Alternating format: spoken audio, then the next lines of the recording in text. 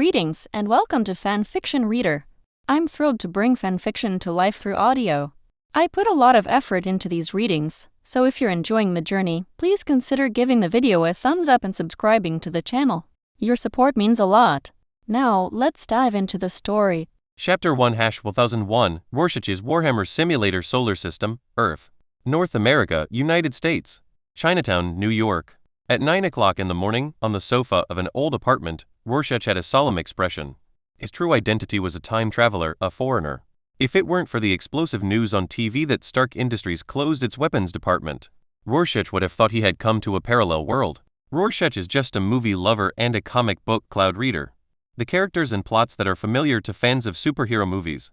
For him, it is just a vague memory. Rorschach tried his best to recall, but could only remember a few important nodes in the plot. For example, the Battle of New York with thousands of casualties, and the rise and fall of Ultron with unknown casualties, and the final battle in which Thanos killed half of the universe's population with a snap of his fingers. As his thoughts turned, Rorschach couldn't help but shudder.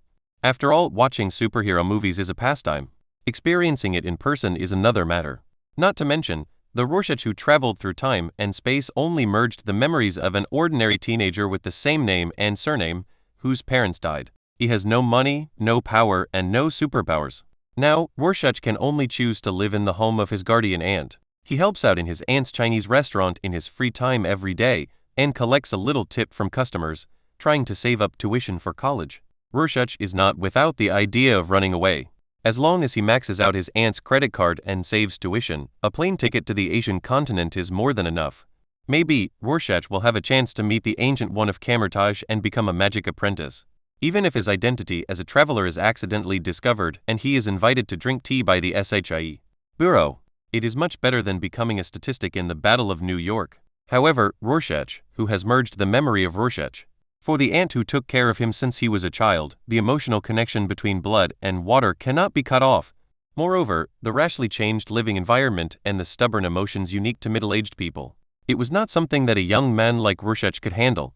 So Rorschach, who was quick-witted, could only advance part of the tuition and rent the basement of the old apartment.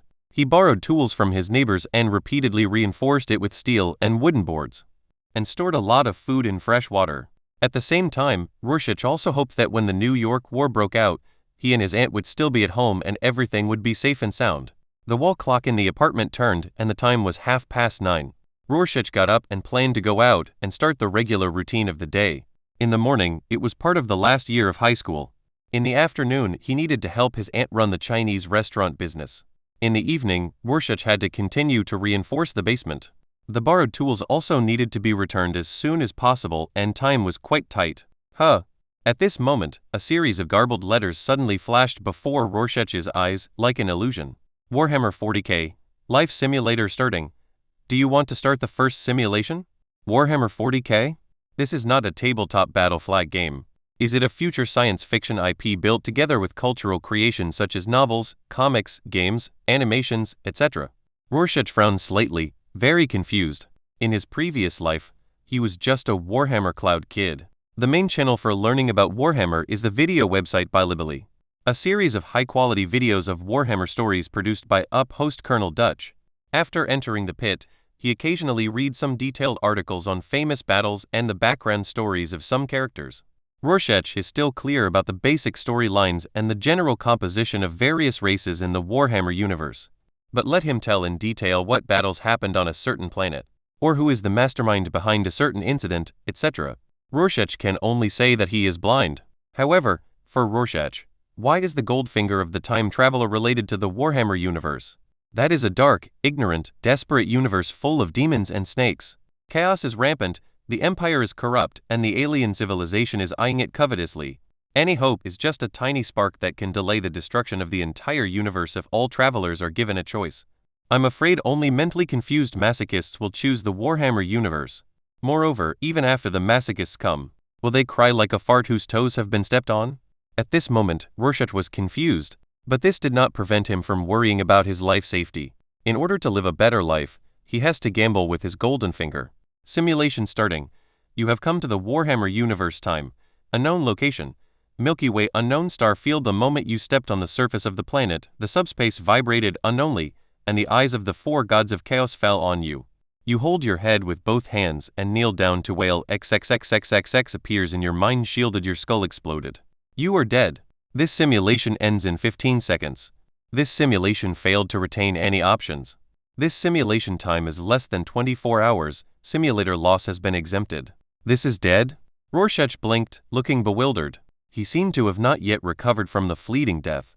Even if this is the universe of Warhammer 40k, the difficulty of survival is too great, right? The 4 Chaos Gods. Rorschach stared at the text on the simulator and suddenly understood everything. I know too much about the warp. The 4 Chaos Gods, also known as the warp evil gods. During the outbreak of the heavenly war between the Necrunter and the Ancients, they were born in the warp because of the negative emotions of countless intelligent life in the universe. So far, chaos is immortal and the 4 Chaos Gods are immortal.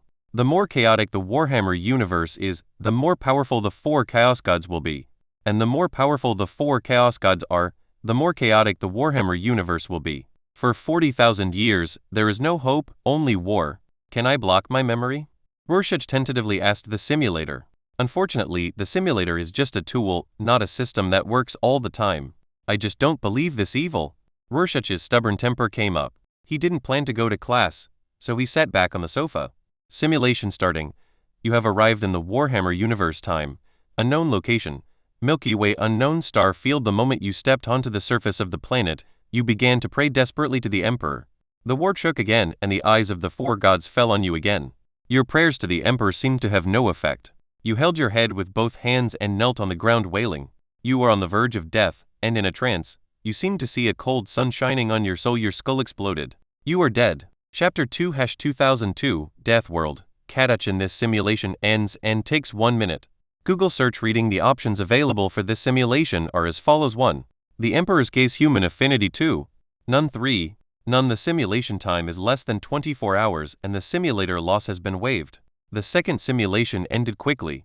Like a shooting star, fleeting. Well, at least I survived for a few dozen seconds longer. Rorschach's chest burned with the desire to complain. Then, his eyes fell on the only reward available in the simulator.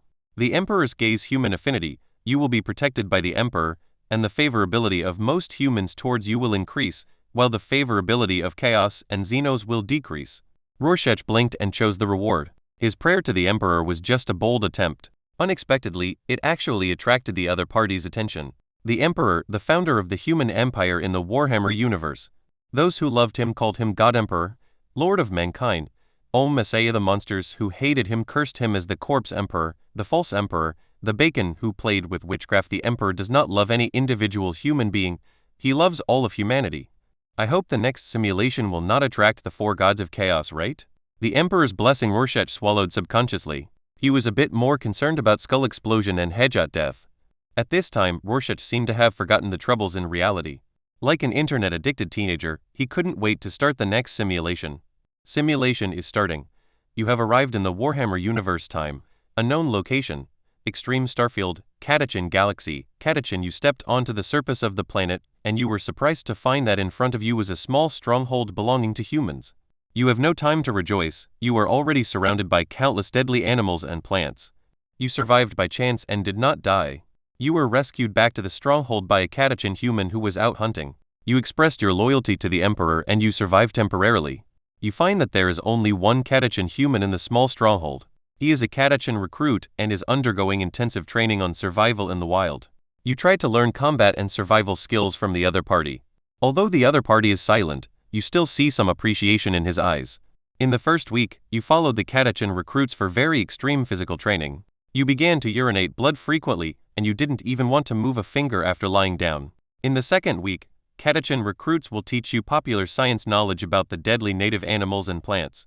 From shapes, colors to habits and characteristics, if you cannot remember any of them, you will be forced to learn Kadachin combat training, and your teeth will seem to fall out.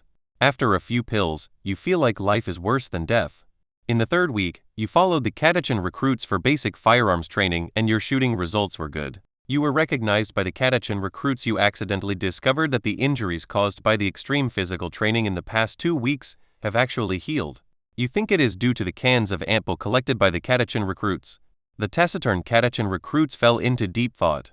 In the fourth week, your survivability has greatly increased, and you asked the Catachan recruits to take you for a real wilderness survival training, but the Catachan recruits chose to refuse. You stubbornly believe that this is the contempt of the Catachan recruits, so you choose to go out alone and bravely challenge the jungle of Catachan. You cleverly avoided the lobe parasite. In the bushes not far behind you, the Catachan recruits showed admiration. You quickly ran through the hunting range of the spikeweed. In the huge vine not far from your head, the Catachan recruit nodded in affirmation. You bravely faced the active attack of the Catachan catchers.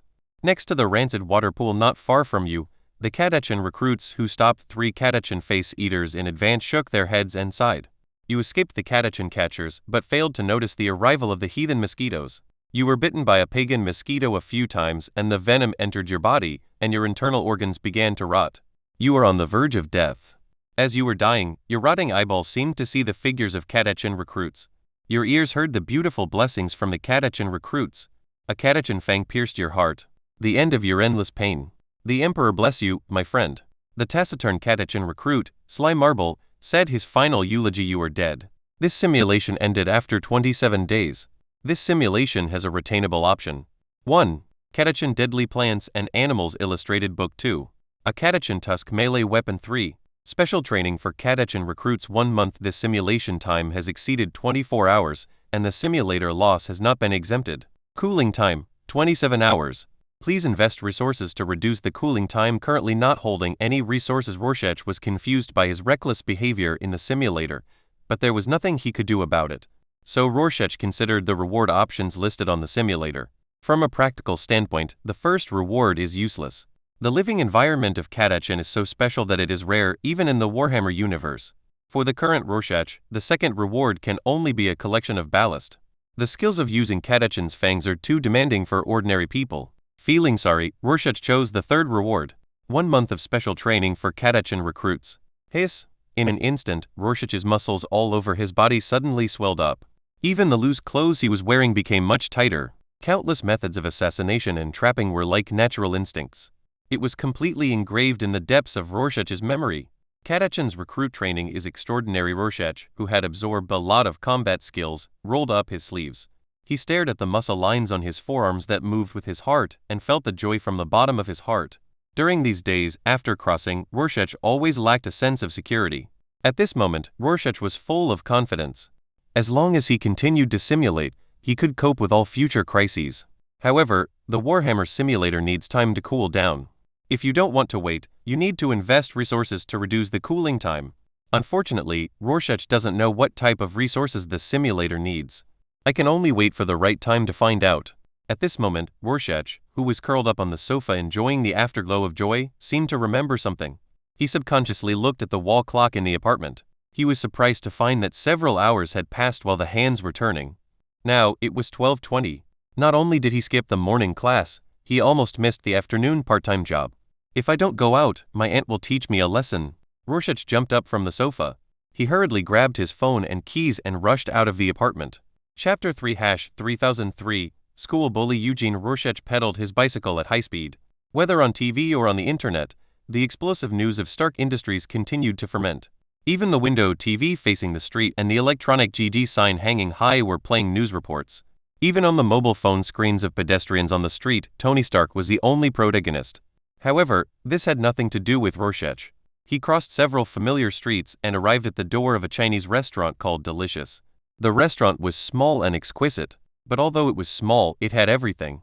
After years of hard work by his aunt, the name of Delicious Chinese Restaurant was known to everyone in Manhattan. Rorschach stepped into the store, walked through the neatly arranged tables and chairs, and walked to the counter. Even though lunchtime was over, in the corner of the restaurant, several rednecks dressed in cowboys were still feasting. Aunt Rorschach's superb cooking skills.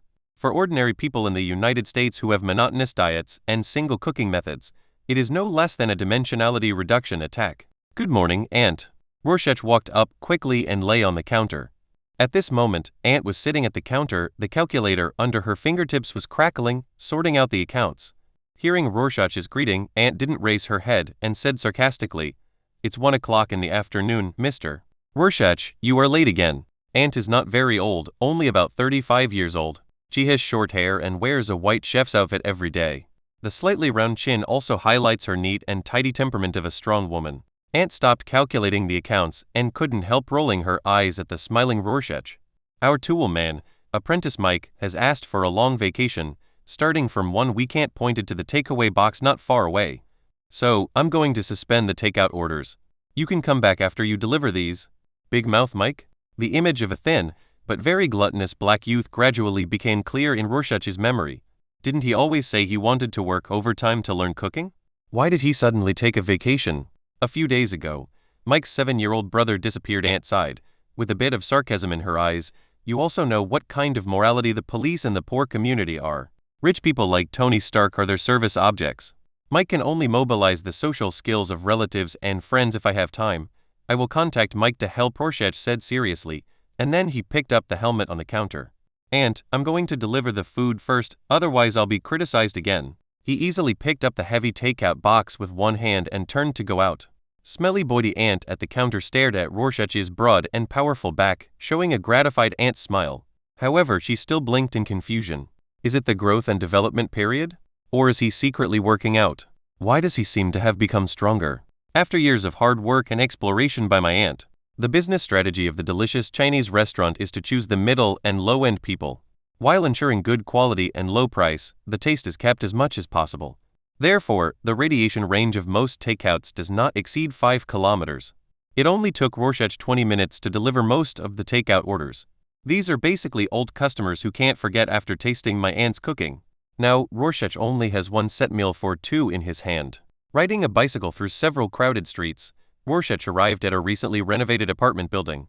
Rorschach walked to the door of the apartment and found that the door was closed and only residents could enter, so he chose to press the call device on the door. Rorschach said skillfully, "Excuse me, Mr. Eugene? Your takeout has arrived. Can you please go downstairs to get it, damn it?" 403. Delivered to the door. Not long after, a slurred male voice came from the call device. Then, the closed door of the apartment opened with a pleasant ring. "If you don't open the door, I'll give you a sheet." Rorschach shook his head and sighed. Based on past experience, he easily guessed that the customer was drunk. However, the service industry does not have the right to choose customers. Rorschach shrugged helplessly. He staggered into the apartment with the takeaway box. Dun dun dun. Not long after, Rorschach knocked on the door of room 403. Accompanied by a sound of footsteps, the door opened with a bang. An unpleasant smell of alcohol mixed with the smell of leaves suddenly hit him. Even the well-informed Rorschach couldn't help but frown. "Your takeaway, sir." Rorschach tried to keep a business smile and took the takeaway from the box. "Hurry, thank you." A drunk blonde man behind the door reached out to take the takeaway and planned to close the door. Bah! However, Rorschach's palm suddenly pressed on the door. He interrupted the other person's action abruptly. "Sir, takeout is paid upon delivery. You haven't paid yet," Rorschach explained with a smile. The blonde man was obviously stunned for a moment, shaking his head to stay awake. Then he turned and shouted into the room, "Hey, Eugene. Come pay." "Pay? What to pay for? Do I still need to pay for takeout?" Not long after, a staggering tall figure came to the door.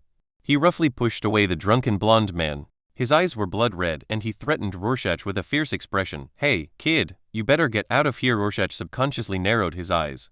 He calmly took out his cell phone from his pocket. After pressing it a few times, he showed it to the bald man. "Eugene Paul, if you refuse to pay the fee, I will choose to call the police to solve the problem." "How do you know my name?" The bald man opened his eyes wide. "Who sent you here?" Obviously under the dual effects of alcohol and leaves, the bald man's mind was filled with confusion. "Boy, you look familiar." After taking a closer look at the figure in front of him, the bald man looked suspicious. "Rorschach?" Eugene Paul, the former bully in Rorschach's high school. The reason why he is his ex is because he has been expelled from the school. The set meal for two is 50 yuan, and the delivery fee is 10 yuan. Rorschach did not intend to get involved with the drunken Eugene, not to mention that the two had no friendship. 60 yuan in total. Thank you for your patronage. "Your takeout is late." Eugene's expression changed back and forth, suddenly becoming much gloomier. "I've been waiting for more than an hour." "Eugene." At this moment, Yuozia couldn't help but sigh, and he looked at the other party with a sincere expression. "This is just a takeaway. If you are having a hard time, I can treat you to it, but you're obviously just having fun now, aren't you?" Yuozia narrowed his eyes and subconsciously twisted his neck. The drooping palms are slightly clenched and the fingertips are moving back and forth. This is the starting move in Katachan fighting skills, hidden and deadly. "I just don't plan to pay. What can you do to me? Call the police?" "Little man, The strong man Eugene suddenly grinned, his expression ferocious. Even the muscular shoulders swayed slightly, and the whole person was already waiting for the opportunity to move. He is still the school bully who bullies boys and girls and has not changed at all. A minute ago, when Eugene discovered that the delivery boy turned out to be a high school alumnus, he was so drunk that he never thought of letting the other person leave. He hated that school so much. He also hates those sanctimonious good students. And right in front of me, there happens to be a very suitable human sandbag. Chapter 4-4004, Rorschach's daily life in the eyes of others. This is a conflict with a clear winner. Google search reading Rorschach is 1.75 meters tall and well proportioned. To the naked eye, he was a whole circle smaller than the tall Eugene. Not to mention, Eugene is a former school bully. He has much more experience in fighting all year round than an ordinary high school student. So, the blonde man tried to stop Eugene, lest he hurt Rorschach and cause even greater trouble. Stop it! Eugene! It's a pity that Eugene is like a bull in heat at this moment. He was completely indifferent to the dissuasion from his companions. He only has one thought now, and that is to make the student boy in front of him cry. Taste the fear, enjoy the fists, and learn to be in awe. However, even when facing Eugene with blood-red eyes, Rorschach still remained calm, his expression remained unchanged, and he showed no fear. Fear is nothing but the breakfast companion of catachan humans. Cry, boy! At this time, Eugene suddenly raised his arm, and his heavy fist was about to hit Rorschach's face. Unexpectedly, Rorschach's palm had already bypassed Eugene's sight. Several hard knuckles hit Eugene hard under the ribs. Catachan fighting skills, one combo. Well, in an instant, the ferocious smile on Eugene's face froze. He subconsciously opened his mouth wide, and the brutal howl had already passed through his chest and was about to rise up his throat. Unfortunately, Rorschach showed no mercy. The other party was not given a chance to make a sound. Catachan fighting skills, 2 combos. The takeaway lunchbox fell, and Rorschach's other palm danced like a sickle. He easily hit Eugene on the side of his neck. With just 2 clicks, the muscular Eugene's eyes instantly turned white. The whole person's feet went soft, and he fell to the ground like a rag doll. Boom! The wooden floor made a loud noise, which also made the blonde man in the room open his mouth in shock. Too fast. Everything happened so fast. The situation between the strong and the weak was instantly reversed, which also broke the blonde man's barren imagination. A seemingly ordinary high school student instantly knocked down Eugene, who was experienced in street fighting. Even when facing an attack from an adult, Eugene's physique can resist for a long time. In an instant, the blonde man's drunkenness completely dissipated, and inexplicable fear filled his heart. He looked at Rorschach nervously and said in a trembling voice, "Please don't hurt me. You can take your mobile phone and wallet. 60 yuan, thank you for your patronage." Yuozia's face was full of helplessness, and he could only take a deep breath and said, "You have money. Give it to me immediately." The blonde man suddenly woke up from a dream. He groped in his pockets in a panic and rummaged for cash. 660 yuan. A few seconds later, the blonde man reluctantly pulled out a few tattered bills, which amounted to exactly 60 yuan. I saw him shivering as he approached the door and handed out the banknotes tremblingly. "Thank you for your patronage." Rorschach, who tried to keep smiling, took the note. He hesitated and said, "Eugene is not dead, but he needs to recover for a few days, ah?" The blonde man was stunned for a moment, then bowed with gratitude. Thank you. Rorschach shrugged his shoulders, bent down to pick up the takeaway lunchbox, and turned towards the elevator. He is a busy man, and there are countless jobs waiting for him in the restaurant. The elevator descended slowly, and Rorschach breathed a sigh of relief. But his eyes were still full of excitement. The first fight in my life, I won easily with an overwhelming advantage. Of course, if he had used the catachan tusk just now, the first blow would have pierced the opponent's heart. However, the small conflicts between the two sides are not so bloody and cruel. Soon Rorschach walked out of the apartment with light steps. The breeze blowing on his face gradually calmed down the restless Rorschach. I subconsciously analyzed the consequences of this conflict. He defends himself in the face of threats. Not even the police would scold a high school student for his adventurous impulse. Also, a school bully who was expelled from high school. Not to mention that he has not yet reached the drinking age, he is drunk and causing trouble and even smokes leaves. I'm afraid the charges will be more serious if investigated. In short, Rorschach was not afraid of Eugene calling the police. After thinking about this, Liu Yi showed a slight smile. The pedaling motion of the bike is also smoother. 10 minutes later, Rorschach returned to the restaurant. He immediately joined in the preparation of ingredients without stopping. As time goes by, there are more and more customers in the restaurant. Maybe it's because it's close to the weekend. People who have had a hard week choose to reward themselves with a sumptuous dinner. This also made Rorschach and her aunt both painful and happy. It was only 6 o'clock in the afternoon, and the delicious Chinese restaurant was already bustling with people. People of different skin colors were either chatting or eating fiercely. Laughter, singing, and curses were mixed with the bright neon lights of Chinatown after dark. It shows the ubiquitous breath of life. Rorschach, who had just cleared a dining table, took a break from his busy schedule. While wiping his sweat, he enjoyed the excitement that belonged to others. To a certain extent, he quite likes this kind of orderly and chaotic life. The people who come to dine here come from different professions and races. But at this moment, delicious food eliminates their class, wealth and other artificially divided attributes. All that's left is the surprise of tasting delicious food and the fun of meeting friends. Rorschach, serve! Rorschach was slightly absent-minded, as if he had returned to his previous life. But then, he was interrupted by his aunt in the kitchen, and he entered a working state. No. 38, General Tso's chicken. 1 person. The bustling scene in the store lasted until 9 o'clock in the evening. After the last guest left, Rorschach and her aunt began to eat.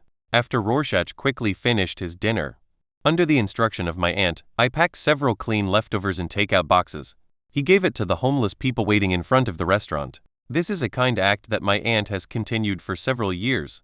As long as the delicious Chinese restaurant is open, homeless people in the neighborhood won't go hungry.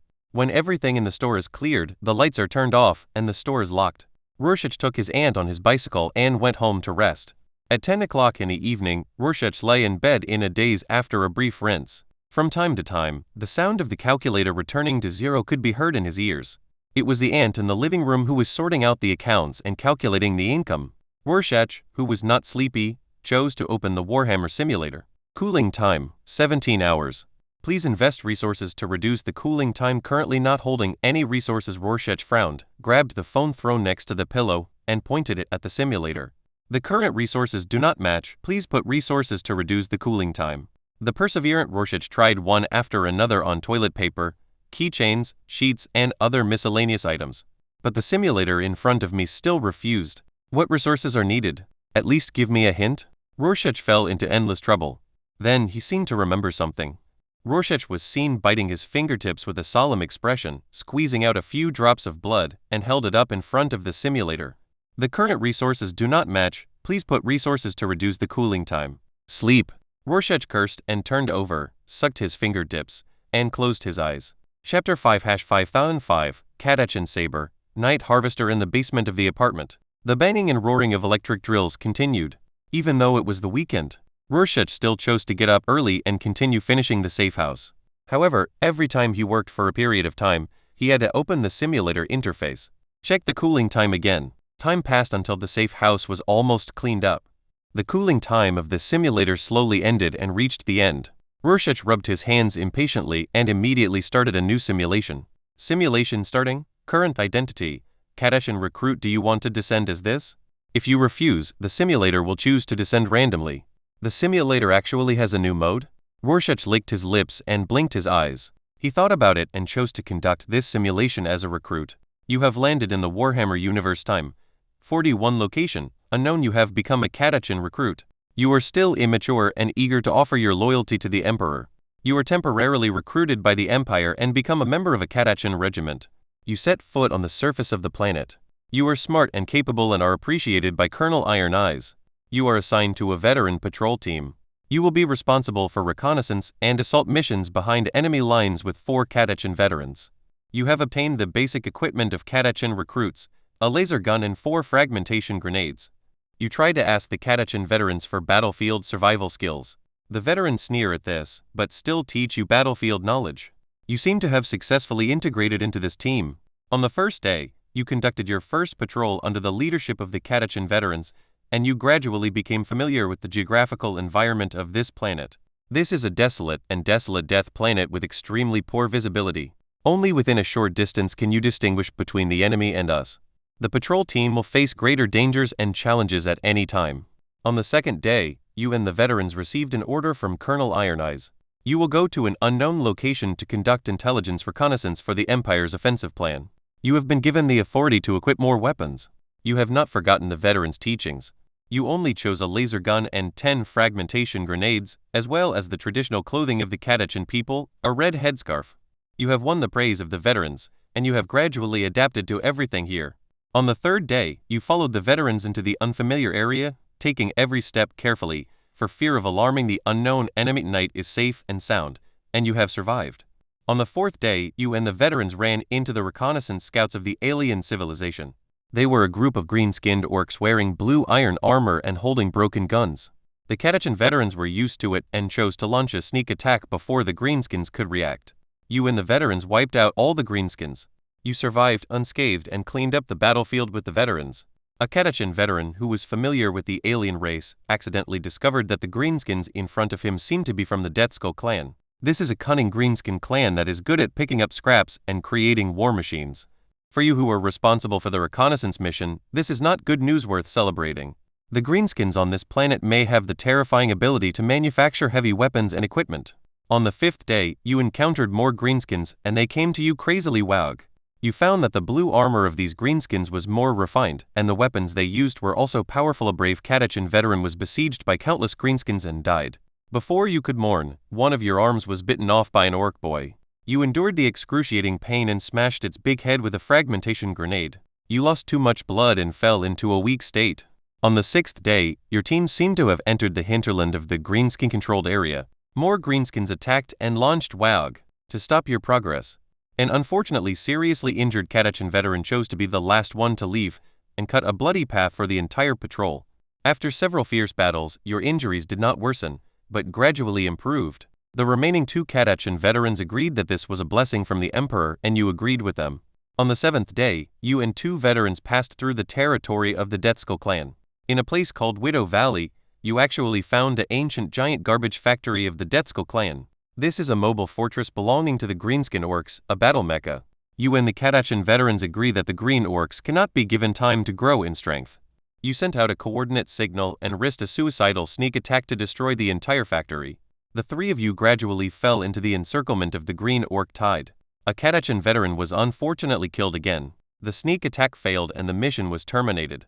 You chose to live and die with the only surviving Catachan veteran. The 2 of you pulled the safety devices of all the fragmentation grenades together, shouted for the Emperor, and rushed into the encirclement of the Green Orcs. Your body was torn into pieces under the cover of flames and shock waves. You are dead. This simulation ends. It took 7 days. This simulation obtains the option to keep 1. Fragmentation grenade 10 pieces. 2. Catachan Saber Night Reaper finely crafted. 3. Catachan Veterans Red Turban brand new. This simulation has exceeded 24 hours, and the simulator loss is not exempted. Cooling time, 7 hours. Please invest resources to reduce the cooling time. Currently no resources are held. The site quickly skipped the simulator's reward options. Rorschach's eyes suddenly lit up. Although the rewards still did not include the Imperial firearms he had been thinking about. But a finely crafted Catachan Saber is undoubtedly a more precious trophy. Rorschach directly chose the second option. In an instant, accompanied by the sudden weight in the palm of his hand, a giant saber as long as an adult's forearm appeared in front of Rorschach. Compared with ordinary Catachan tusks, the overall shape of the Night Reaper is narrower and longer. The blade adopts a 3-edged blade design. It is extremely suitable for bleeding and cutting the throat, adding a difficult-to-heal wound to the flesh tissue. At the same time, the entire blade of the saber is sprayed with matte black paint. It avoids light reflection and is more suitable for stealth assassination operations. Rorschach held the finely crafted Night Reaper tightly and played with it repeatedly.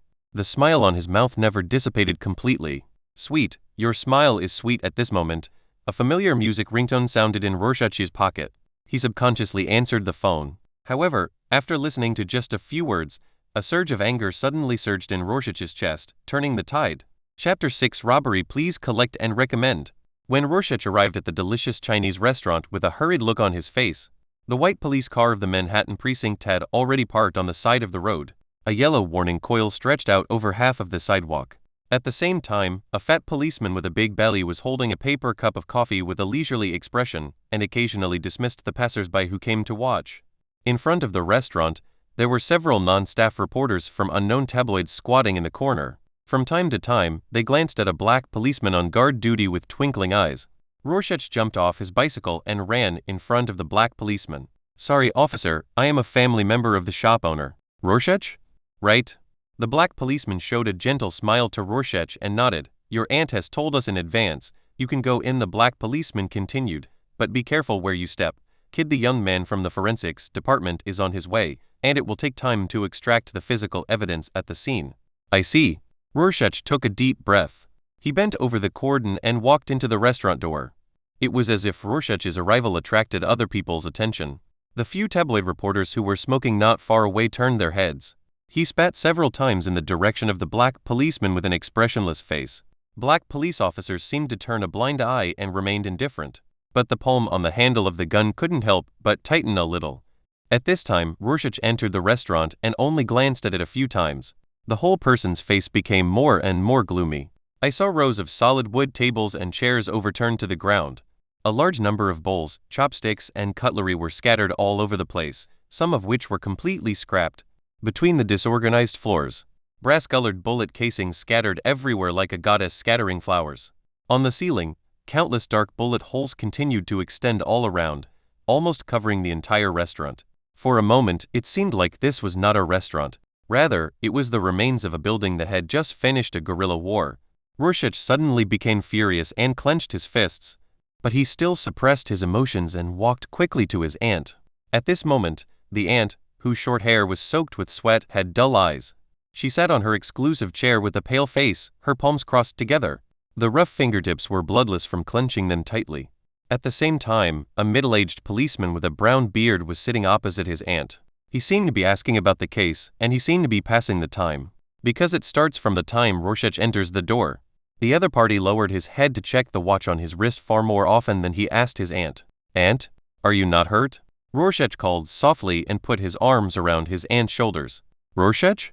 The dazed aunt came back to her senses in an instant. Her eye circles gradually turned red, and she said with a slight cry, just a little bit, I will never see you again. In an instant, the anger in Rorschach's eyes could almost ignite the air around him. He took a deep breath and comforted softly, don't be afraid, I'm here and everything is over. After a few minutes, I saw that my aunt's mood became much calmer.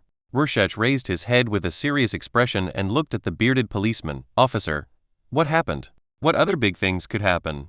The bearded policeman frowned slightly, his eyes showing a little irritation.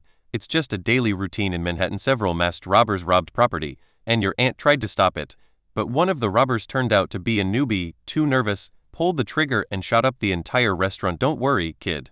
The robbers in Manhattan are basically veterans.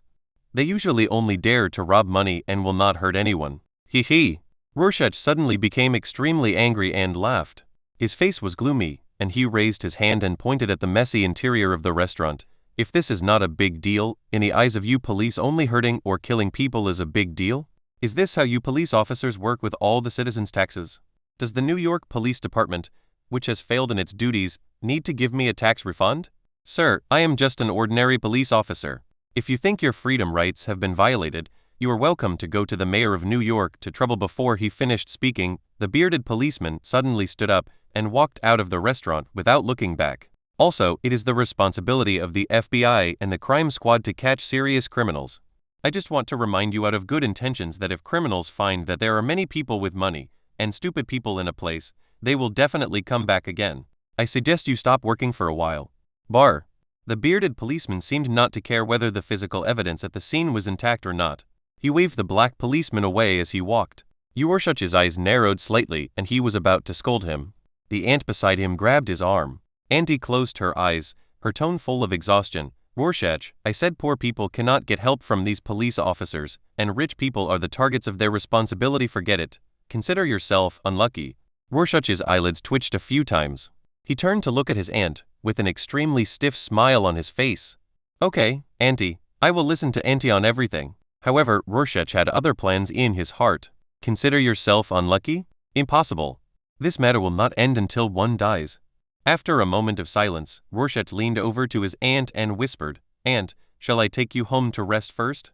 Aunt's eyes showed some hesitation. The store has not been cleaned up yet, and the losses have not been counted. Don't worry, I'll take care of everything. Rorschach quickly patted his chest and made a promise. Seeing Rorschach's tough attitude, his aunt no longer insisted and obeyed obediently. This sudden life and death shock made her, who was kind to others, unbearable for a while. Take your time. Rorschach carefully helped his aunt up. The two walked out of the restaurant hand in hand. Hello, Manhattan Internet Radio, this is the New York Star. What do you think of this armed robbery? I'm an intern reporter for the Daily Bugle. However, at this time, several unknown tabloid reporters suddenly rushed into the restaurant. They had no respect and no scruples, just desperately stepped on the physical evidence on the floor and rushed forward. In an instant, the anger that had been pent up in Rorschach's heart for a long time was completely ignited. He took a step forward, directly protected his aunt behind his back, and raised his hands. The fighting posture of Kadachan martial arts ready. At this moment, Rorschach's eyeballs were bloodshot and his eyes were bloodshot. The fierceness and savagery from the Kadachan jungle burst out from his body. Get out, however, before Rorschach did anything out of the ordinary. Several tabloid reporters stopped in an instant and looked at each other tacitly. Almost rushed out of the door with a rolling crawl. It's just an interview, there's no need to be so angry, right? Exclamation at this moment, the aunt patted Rorschach's tot back with relief. Forget it, Rorschach, let's go home. Aunt, be obedient, let's go. Oh, Chapter 7-7007, The Tramp and the Sportswear Gang, please collect and recommend at 4 o'clock in the afternoon. The sunset enveloped the entire New York. Rorschach had a stern face and wore a black peaked cap. Carrying a gray shoulder bag, he stepped out of the apartment door. A few minutes ago, my aunt reluctantly fell asleep with a little fear. Before going to bed, her aunt warned Rorschach again. Let him clean up the messy restaurant and put up a closure notice. Rorschach is very obedient. At this moment, he was on his way back to the restaurant. It's just that it's in Rorschach's shoulder bag. There was an extra dark Kadachan saber. Teenage Rorschach can endure any threat. For example, among the distant stars, Thanos is eyeing him. For example, Ultron, who has not yet been created, is trying to destroy humanity. But the premise of everything is that the aunt was not harmed in any way. Otherwise, fight until death. Moreover, I have learned a lot over the years. It's enough for Rorschach, who is completely disappointed with the higher-ups who maintain order in the city. Justice is good too. Whatever is fair. Only rely on your own hands, get it back. When Rorschach arrives at the restaurant, the forensics officers promised by the Manhattan District Bureau still have not arrived. Maybe it won't come at all. After all, there was no loss of life in one case. There were no robberies in Chinatown that sparked a public outcry. The final destination is to become archive materials in the Manhattan District Bureau and become history. Rorschach skillfully rolled up his sleeves and began to pick up the rubbish on the ground. Keep what is still usable to reduce losses. Throw away whatever is not used and count it as a loss. However, it didn't take long. Rorschach accidentally caught a glimpse of a figure wandering back and forth outside the restaurant door. He was a blonde tramp with shabby clothes and a stooped back. Rorschach stopped cleaning up. He walked directly to the door and said, "Friend, the restaurant will be closed during these days. You should go to the church to find some food first." Before he finished speaking, the unshaven blonde homeless man stopped. He glanced at Rorschach timidly, his eyes flickering. Then he seemed to gather his courage. He raised his head and stammered, I didn't come here for the food when the robbery happened. I was sleeping on the street, and I saw the group of robbers. They all wore red sportswear and their shouting accents didn't sound like native New Yorkers, they seemed to be Slavs." After listening to the tramp's words, Rorschach narrowed his eyes slightly and murmured, "Red tracksuits? Slavs, are they the tracksuit gang?" The tracksuit gang is a criminal gang operating in New York City and surrounding cities. Most of the key personnel inside are Slavs. Rorschach's thoughts were spinning rapidly. He pondered for a moment, then reached into his pocket and took out a roll of cash. Rorschach took out a few 20-denomination bills and stuffed them into the homeless man's jacket pocket. "Friend, thank you for the information. This is your reward." However, something beyond Rorschach's imagination happened. The blonde tramp in front of him suddenly turned red. He picked up the banknotes in his pocket with trembling fingers and tried to return them to Rorschach. "I'm not here for the money. You and your aunt are both good people. I'm so happy to be able to eat your food, it makes me feel like I'm still alive, and just living has meaning." The blonde tramp's eyes seemed to be filled with tears and he was overcome with emotion. At the same time, he accidentally exposed the inflamed and ulcerated pinholes on his arms. He is an addict. Rorschach noticed this keenly, but he did not take back the money given to the other party. Rorschach sighed and suddenly asked, "What's your name?" "My name is Robert Reynolds." The blonde tramp hesitated and announced his name. At the same time, he took back the money and stopped insisting on his opinion. "Robert?" Rorschach always felt that this name sounded familiar, but he soon forgot about it. Now, he has more important things to solve. Tracksuit gangsters, Slavs. Eugene Paul? Eugene is a typical Slavic surname. At this moment, Rorschach squinted his eyes and a clearly visible clue appeared in his mind. After Rorschach exchanged a few words with Robert again, he casually sent him away. Turn around and close the door and lock it. Rorschach rode his beloved bicycle all the way west. Manhattan Apartments, 403. A depressed Eugene Paul slumped on the sofa, with a plastic neck brace fixed around his neck. Even if the doctor repeatedly advises, abstaining from alcohol and smoking during treatment can speed up the recovery of the body. But obviously, Eugene is not a patient who likes to be obeyed. Eugene drank his beer cautiously, occasionally tilting his eyes and scrolling through his mobile phone to pass the time. He tried to relieve his physical pain and psychological frustration. He is Eugene, a physically strong bully who has been in high school for many years. He was beaten up severely by an inconspicuous takeaway boy. This incident simply made him a laughingstock among his friends. Losing face. Damn yellow-skinned monkey Eugene, who was getting increasingly irritated, threw down his phone and closed his eyes, trying to relieve the depression in his heart. Dong dong dong. At this moment, a knock on the door suddenly sounded, interrupting Eugene's meditation. Eugene opened his eyes angrily and shouted loudly, "Who is it?" No one responded outside the door, only after a brief pause. There was another knock on the door. Dong dong dong. Let me know who you are and you'll be dead. Swearing, Eugene stood up from the sofa stiffly. Holding one hand on his neck, he walked towards the door. And just when he grabbed the door handle and turned the switch, bang, with a loud noise, the wooden door in front of Eugene suddenly bounced open and opened with a bang. In an instant, the entire wooden door was packed with huge driving force and hit Eugene's chest hard. Ah! As screams resounded throughout the room, Eugene's tall body suddenly fell to the floor. Hello, Eugene. Footsteps sounded slowly. Rorschach, wearing a peaked cap, appeared in front of the door with a smile on his face. Who? Eugene endured the severe pain and tried to support his body, trying to see the attacker clearly. However, when he finally saw the figure in front of him, his eyes widened. Shouts full of panic, like screaming chickens, came and went. Don't come over. Rorschach said nothing and continued to step forward. At this moment, the muscular Eugene was like a caterpillar, squirming desperately on the floor. After a few minutes, Eugene could no longer endure the physical pain. He lay on the ground with a distorted expression and completely gave up resistance. In an instant, Eugene's vision was blurred by tears. His whole body seemed to be in a state of collapse. Rorschach, please spare my life in New York City. Murder is a first-degree felony. Woo, I was wrong. I was really wrong. I shouldn't bully my classmates. I shouldn't bully others. Woo, I was wrong. Rorschach, who kept smiling, squatted in front of Eugene. He looked down at the other person with cold eyes. I ask, you answer clear? Eugene, who was in tears, nodded quickly. Understand. Did you fire any shots during the robbery of the restaurant around 3 o'clock in the afternoon? Ah? Eugene was stunned, his eyes only blank. Robbery? Shooting? Luazia's eyes narrowed. Eugene, who was still trying to learn how to read words and emotions, immediately swore, I swear to God. I, Eugene, never use a gun to bully people. Moreover, in the afternoon, I was still receiving treatment in the hospital. Rorschach frowned. Did he find the wrong person? Chetter 8-8008, red scarf signed. Rorschach subconsciously turned his eyes. Stare into Eugene's eyes. Yesterday you were beaten up, and today my restaurant was robbed. Eugene, do you think I will believe this is a coincidence? Before he finished speaking, Luazia stood up suddenly. He stepped on Eugene's chest. The weight of the entire body is slowly exerted under the feet. Ah! For a moment, the features on Eugene's face were distorted and his lips turned white. Strings of sweat the size of peas quickly seeped out from his forehead. He shouted at the top of his lungs, almost in a wailing voice, Rorschach, please believe me. I really don't know anything. Apart from bullying my classmates occasionally, I have never done anything illegal. However, the silent Rorschach pulled out a huge, narrow saber from his backpack. Move slowly and firmly. I saw Rorschach leaning down with the saber in hand, and the tip of the saber was pointed at Eugene's eyes. Eugene, who was paralyzed on the ground, could almost feel the coldness coming from the sharp saber.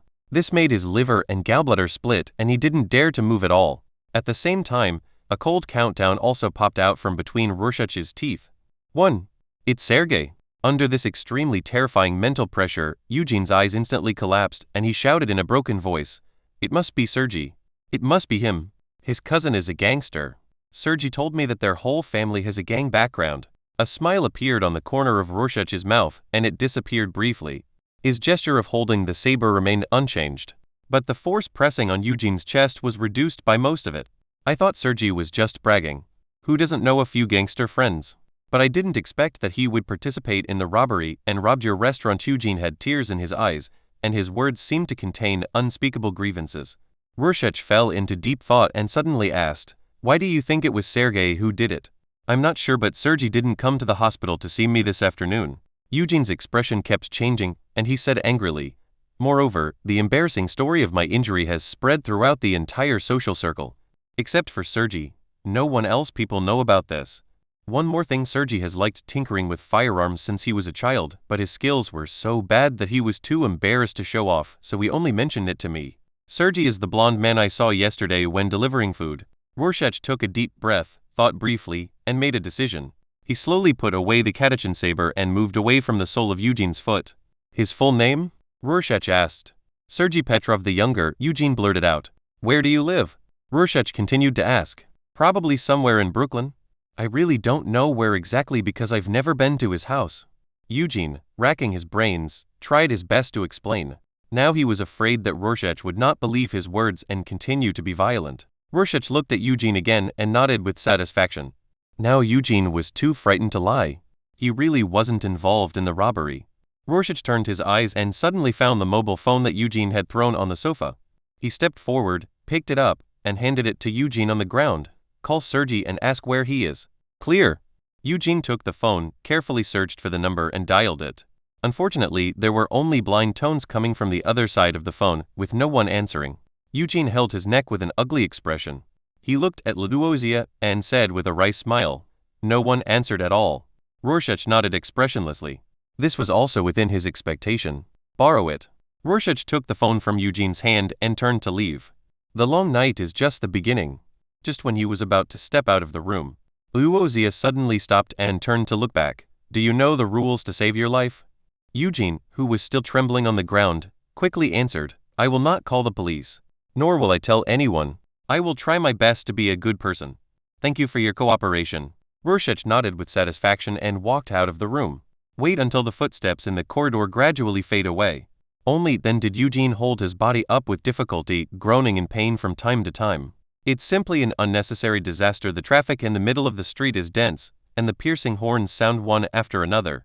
As night falls, the bright lights of neon lights continue to shine on pedestrians returning home on the roadside. It also reflected Rorschach's stern face. At this moment, he was looking through Eugene's social account. "Look for clues about the next target, Sergei." Ding dong. At this moment, a Twitter message from Eugene appeared in Rorschach's sight. He clicked it casually and the photos from Sergei Petrov were slowly loaded. The photo appears to have been taken in a dimly lit bar booth. Facing the camera, Sergei's upper body was exposed, his expression was extremely excited and his eyes were fiery. Next to him, there were two naked women sticking out their buttocks and posing. But it was Rorschach who was the only focus. But it was a bunch of banknotes tightly held in Sergei's two palms in the photo. Rorschach roughly calculated that there were more than 2,000 yuan in cash in the photo alone. Can a poor guy who can barely pay for takeout become rich overnight? Such a miracle may really exist in the world. However, it does not belong to Sergei Petrov Jr. He is definitely one of the robbers who robbed the restaurant during the day. Rorschach's eyes changed, and he sneered, "Got you." Then, Rorschach put away his phone, turned the handlebars, and started to speed along the street. Brooklyn Blueberry nightclub. Sergei, who was not vigilant at all, was spending crazily in the store and enjoying the night. Perhaps to stimulate the injured Eugene, Sergei even thoughtfully marked the address of the nightclub in the photo. This greatly reduced the difficulty of Rorschach's search. At this moment, Rorschach faced the night wind, passed through the light beams of the street lamps, and ran towards the target. However, before that, he needed something to start this bloody midnight carnival. Rorschach looked along the road and soon found a small supermarket. By the time Rorschach finished shopping, the cash he had on him was almost gone. A steel pipe as thick as a finger and more than a foot long. A roll of toilet paper and 2 boxes of nails. A military oil paint stick and a pair of heavy military boots. In addition, because the supermarket was holding a promotional lottery, Rorschach unexpectedly won a red men's headscarf as a consumption reward. Under the night, Rorschach stared at the red headscarf in his hand. He couldn't help but smile coldly. Chapter 9-9009, Midnight Shadow. There are countless bars and nightclubs in Brooklyn. Google search and read, but there is only one that is the most famous. Blueberry Nightclub. There are students who go out for entertainment, and white-collar workers who indulge after get-off work. There are rich white people who are looking for a romantic encounter, and people of all colors who sell happiness. As long as you dare to think and make any demands, you can find it from the Blueberry Nightclub and satisfy it. Of course, this is not a free service, and it is even more expensive. It is approaching midnight. Drunk Sergei rushed out of the back door of the nightclub and staggered into the dimly lit alley. This is an escape route that only regular customers are allowed to use. It is usually used to avoid enemies or the police. And Sergei has just become a junior member of this nightclub. He barely has the qualifications to try it out. Although the nightclub manager only agreed because of Sergei's cousin's face. But Sergei didn't dislike it and was even quite happy. Because today, with his own efforts, he helped his cousin solve a wish, and got a generous reward by the way. I, Sergei, am a rising gang star in New York City. At this moment, Sergei, who was full of confidence, couldn't help but smile foolishly. Then, he subconsciously recalled the smooth touch he had just felt. The women in the Blueberry nightclub, no matter their figure or appearance, are all top-notch goods. Unfortunately, the beauties in the store are forbidden to exchange contact information with guests. They are not even allowed to leave the nightclub. Only higher-level nightclub members can stay overnight if they accept private invitations, so Sergei planned to contact a familiar technician to see if he could continue his struggle tonight. However, the drunken Sergei didn't notice. In the shadow behind him, a red headscarf. The terrifying figure with the whole face covered by black and green oil paint is slowly emerging. That was the long-awaited Rorschach. The silent Rorschach did not give Sergei any chance to resist. He stepped hard on the ground, and the whole person came behind Sergei in the blink of an eye. Veins on his arms popped up one after another, and Rorschach's arm was wrapped around Sergei's neck. Ugh! Sergei, who was suddenly attacked, had no time to make any sound. He could only wave his arms in panic, trying to get rid of Rorschach's control. But it was useless. Just a few seconds later, Sergei rolled his eyes. His body gradually became limp and powerless, and he was about to suffocate to death. Rorschach, with cold eyes, relaxed his arms slightly, to prevent the other party from dying in the alley. The place was wrong and the time was not right. There were some things that Sergei needed to explain clearly. Then, Rorschach suddenly bent down and carried Sergei's heavy body. He turned around and left quickly, disappearing deep into the deserted alley. This place was too close to the nightclub. It was not a suitable place for interrogation. Before that, Rorschach had already found a good place for talking. Bang! Sergei's heavy body was like a broken sack, thrown to the ground by Rorschach, splashing countless dust. This is an abandoned property with no owner. Far away from the street, the nearest residents are also 200 meters away. Rorschach can do anything without worry. Perhaps because of Rorschach's rough action, Sergei, who was in a coma, gradually woke up. He groaned in pain and wanted to turn over on the ground. But Rorschach, who was standing beside him, suddenly raised his foot and stepped on his messy blonde head. Sergei Petrov Jr., Rorschach asked knowingly. However, Sergei, who was dizzy, did not seem to understand the current situation. While trying to struggle to get up, he shouted angrily, "Do you know who I am? Do you know who my cousin is?" Rorschach sneered.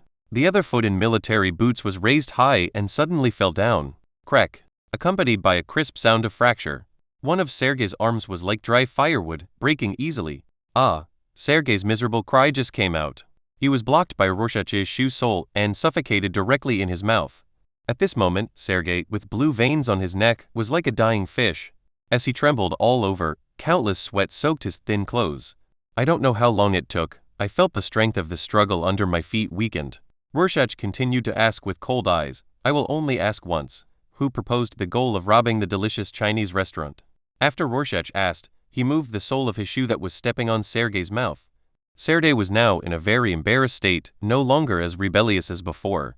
He kept bleeding from his mouth, flowing along the corners of his mouth to the ground. Sergei raised his head slightly and his eyes seemed to be full of resentment, which disappeared in a flash. But he still said incoherently, "I was the one who brought it up first." Why? There might not be enough cash in the restaurant.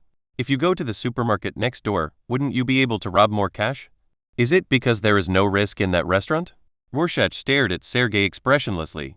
When Sergei heard Rorschach's question, there was some hesitation in his eyebrows. But soon, he made the decision to confess everything. Because Rorschach once again stepped on his severed hand. I say anything. We are not just trying to steal money, but we are looking for excitement and enjoying the pleasure of crime in our last free time. My cousin is the little leader of the sportswear gang. He said that the rules of the underground world have completely changed. A month ago, the new underground king unified the gangs on the entire East Coast. All criminal organizations must obey his command. Private crimes are not allowed. Each gang can only rely on the criminal industry assigned by the underground king to make profits and obtain money. Those who are good at robbing banks can only rob banks, and those who are good at selling noodles can only sell noodles. If you want to change the gang business, you need to pay a high crime fee to the Underground King. Damn it. If you can't commit crimes as you please, why join a gang? This is a joke. But now no one dares to disobey the Underground King's order, and no one thinks this is a joke. Hundreds of lives have created new rules and a new order. Having said this, Scourge swallowed hard, and then said with trembling breath, "So, I'm just looking for an opportunity to help my cousin relieve his psychological pressure and complete the entrance test of the sportswear gang. After all, my cousin has always taken care of me, so joining his gang is not a bad thing, right?" "Where is your cousin now?" Rorschach suddenly asked, squinting his eyes. "Today is Saturday, it should be the time for the gang to take stock of their finances." Scourge lay on the ground dejectedly. It was as if he had completely given up on struggling. "I once accidentally eavesdropped on my cousin's phone. Near the Brooklyn Bridge, close to the East River, there is a place called Warehouse 10. It is the secret stronghold of the sportswear gang. If you're looking for him, he's probably there." I saw Scourge asked for the address. Rorschach, who was wearing a red scarf, nodded his chin with satisfaction. He suddenly took a step back and bowed. "Scourge? Scourge, who was feeling lucky, subconsciously raised his head. PFFT, a giant dark saber suddenly pierced Sergei's eye socket. The extremely sharp saber with a little bit of white liquid penetrated through the blonde hair on the back of the head. "Thank you for your cooperation." Chapter 10-10010, Skull offering seat please collect and recommend. Rorschach, with a stern expression, withdrew the giant saber. He shook the red and white mixture on the blade. The giant saber is restored to like new condition. A truly finely crafted Katachan weapon. It didn't take much effort on Rorschach's part. It easily ended Scourge's short life. Rorschach is not a murderous person. Just for a peaceful life. There is nothing you can do about getting your hands stained with blood. Rorschach used the toe of his military boot to stir Sergei's body. I saw the body hidden in the other hand behind my back.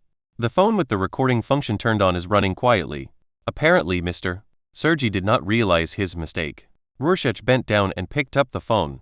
They also took away all the items that could prove their identity and the little remaining cash from the corpse's pocket. Immediately afterwards, he carefully cleaned up the traces left at the scene. "Turn around and leave. It's past midnight." The night sky remained bright for the first half of the night. Gradually it was obscured by thick clouds and fog, and the sky was covered with dark clouds. The damp smell in the air is getting thicker. It seemed like a downpour was coming. The banks of the tidal East River. Warehouse 10, facing the Brooklyn Bridge, is hidden among many buildings. If one investigated on paper, one would find a small warehouse in front of them. It was used as a place for idle items by an obscure listed company in Manhattan. Under the layers of packaging, just pay attention to the traces and attire of people entering and exiting. Even the police will be available to guard the warehouse. Vladimir Veitch. It was with this ingenious plan that he quickly gained the favor of the gang leader. He has completely become one of the most famous leaders of the sportswear gang. However, in recent times, rapid changes in the underworld. It also put Vicky into a dire situation, and her glory was gone. Do criminals need order? It is required to a certain extent. Word-of-mouth gang rules can help most criminals escape legal punishment. It can also prevent greater friction between gangs that are in constant conflict, causing losses in economic interests. However, when the gang rules that can only be understood are completely realized, and after it became an insurmountable order, Vicky was suddenly surprised to find out his degree of freedom is even less than that of ordinary citizens in New York City. However, Vicky had no retreat. Above is the gang leader who is strategizing and acting cruelly, and the even more terrifying Underground King. Below are the gang members who are waiting for food, and the profits from crime are decreasing year by year. In a steel jungle, as the middle-level leader of the sportswear gang, Vicky can only survive in the brightly lit warehouse. Wooden boxes are almost piled up around him, and it was in an open space surrounded by a pile of wooden boxes. Vicky, with a serious expression, was sitting cross-legged on a table, keep counting stacks of old cash bills. These are the criminal profits he is about to turn over. Even if one is missing, it will lead to fierce accountability from the gang leader. Therefore, the dedicated Vicky did not dare to neglect and always went into battle personally. Because there are too many interests involved, in order to prevent anyone from being tempted randomly. Vicky also didn't bring any manpower. Only two close confidants, who are brothers and sisters, are responsible for guarding the warehouse. Buzz buzz. At this moment, the phone in his jacket pocket vibrated. Vicky blinked her dry eyes a few times and took out her cell phone. After twisting his neck and trying to relax, Vicky glanced at the message and couldn't help but let out a weird laugh. I really miss that crazy and innocent youth Vicky sighed. The message was from my cousin Sergei. There were no words in it either. There is only one large-scale photo of Sergei celebrating enthusiastically with naked beauties. Vicky smiled and took back the phone. After anyone's first sin, hormones that have nowhere to vent will always rush towards two things: women and drugs. Until the means of crime gradually become more proficient, the numb mood can no longer evoke any emotion. One day, Sergei will also understand this feeling. In an instant, Vicky frowned. He subconsciously picked up a submachine gun that was thrown on the table. The surrounding environment is not quite right. Moreover, it was too quiet in the warehouse. What about the cigarettes and conversations between confidants and the sound of footsteps patrolling back and forth? Ivan? Nikolai? Vicky called softly, listening at the same time. However, when his call did not receive any answer, click, Vicky pulled the bolt of the gun expressionlessly. At the same time, he quickly turned over the table and hid in the corner formed by several wooden boxes. At this moment, the light on the top of the warehouse is warm and bright, but drops of cold sweat gradually broke out on Vicky's forehead. Even the palm of the hand holding the gun handle was covered with sweat. Vicky was forced to wipe her palms repeatedly, prevent the firearm from slipping and delaying important events. There was a moment of silence.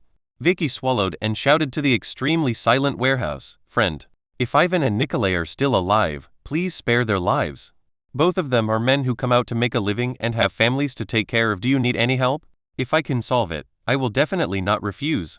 The cash on the table, if you are not afraid of the gang's revenge, you can take it at will. If you think it is too little, there are 10 kilograms of drugs hidden in the black wooden box in the corner of the warehouse.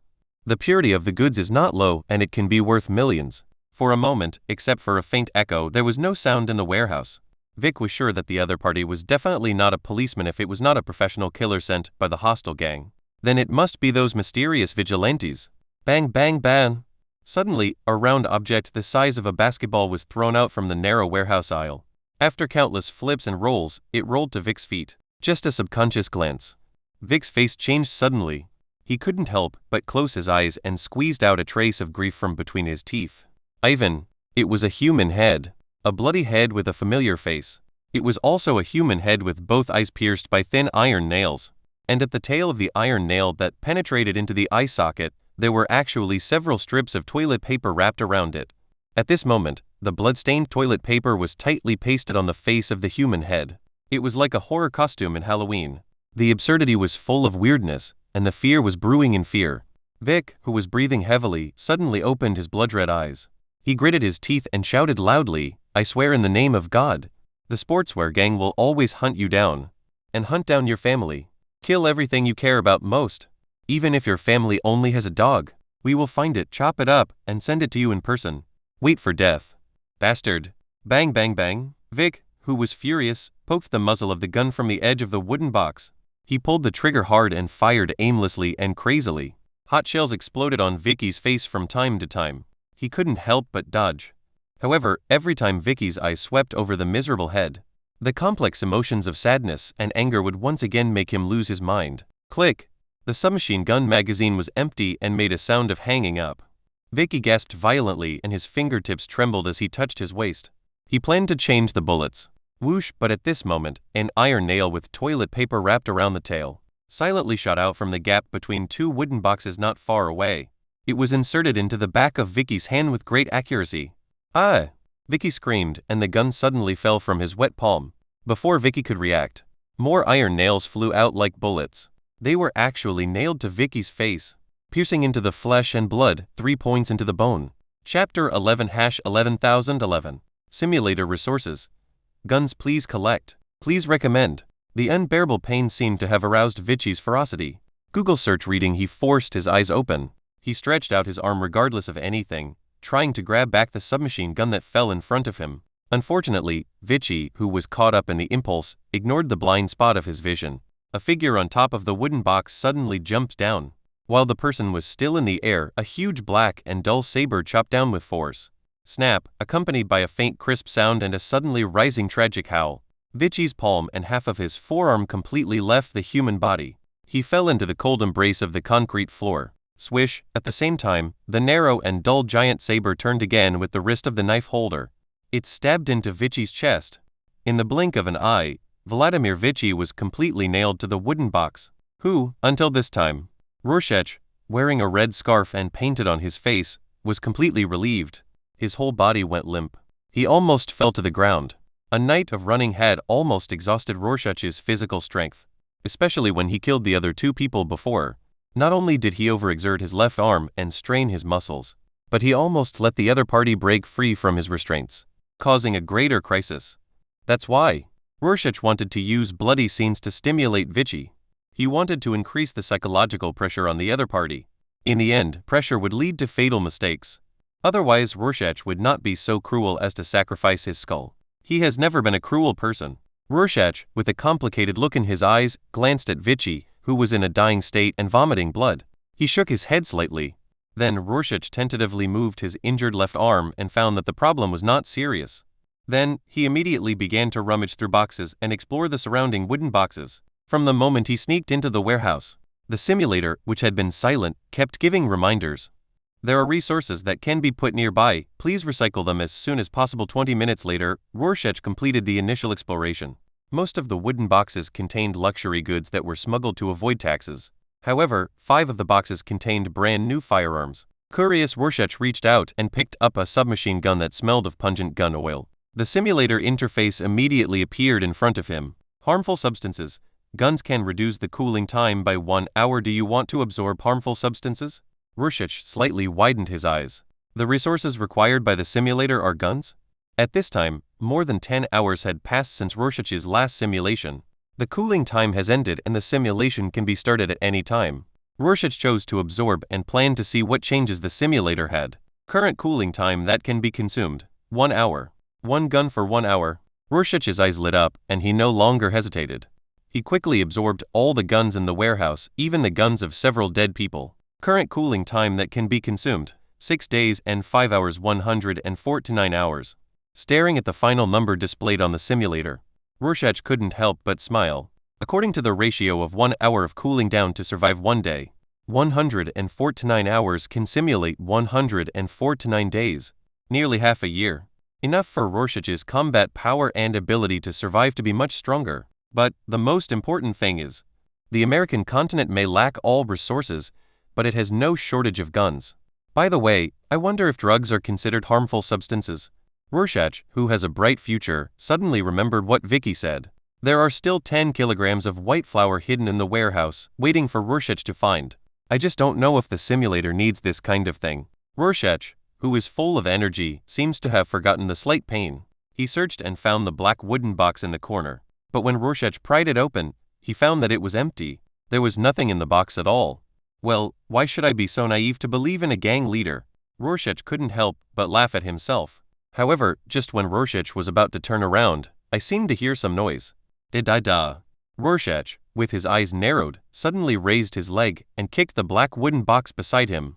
Boom! The black wooden box fell to the ground. It completely exposed a hidden basement door. Rorschach looked solemn and listened attentively. Da-da-da. Sure enough, a series of light knocking sounds were coming from the basement. Kidnapped hostages? Or animal smuggling? Rorschach couldn't make a judgment in a short time, so he decided to open it and see first. He took a deep breath and grabbed the handle on the secret door with his right arm. Hue-a-la-la, accompanied by the sound of metal friction as the hinge turned. A suffocating smell of excrement hit me in the face. However, when the light in the warehouse shone into the basement, Rorschach's eyes widened instantly. He stared at the scene in the basement without moving and fell into silence. There were a group of children inside. A group of children of different skin colors. A group of expressionless children, only about 7 or 8 years old. Most of them had messy and worn clothes, and their faces were covered with obvious traces of tears. It was as if the sound and light of the basement was opened. It broke the despair spreading among the children. Pairs of terrified, confused, or sad young eyes. All looked at Rorschach alone. And a moment later, Rorschach, with black and green oil paint on his face. Suddenly, he showed an extremely bright smile. You are all saved. Don't be afraid, Uncle Red Turban is here to save you. At this moment, a child holding half a stone in his hand suddenly asked cautiously, Hello, are we saved? Rorschach looked at the voice. He found that it was a beautiful little girl with a pair of sparkling eyes. Rorschach took a deep breath and tried to suppress the anger that surged up again in his heart. He smiled and nodded, saying, Yes, you are free. The bad guys outside have been killed by Uncle Red Turban. If you are not afraid, You can come out and see the bad guys who bullied you have even lost their heads. Perhaps Rorschach's words comforted him. Or perhaps the ignorant children finally reacted. In short, a dozen children were like cars that were wound up again. They all rushed up with their hands and feet. In an instant, Rorschach, who was standing in place, seemed to be surrounded by a large group of fart spirits several feet high.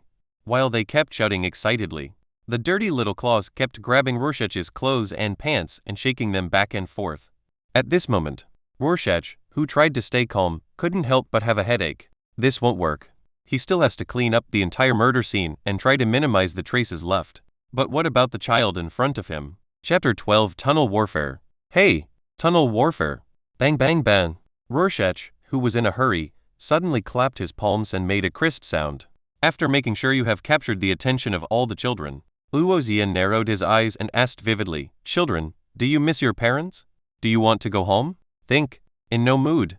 What is thinking?" A total of 11 little heads raised their necks.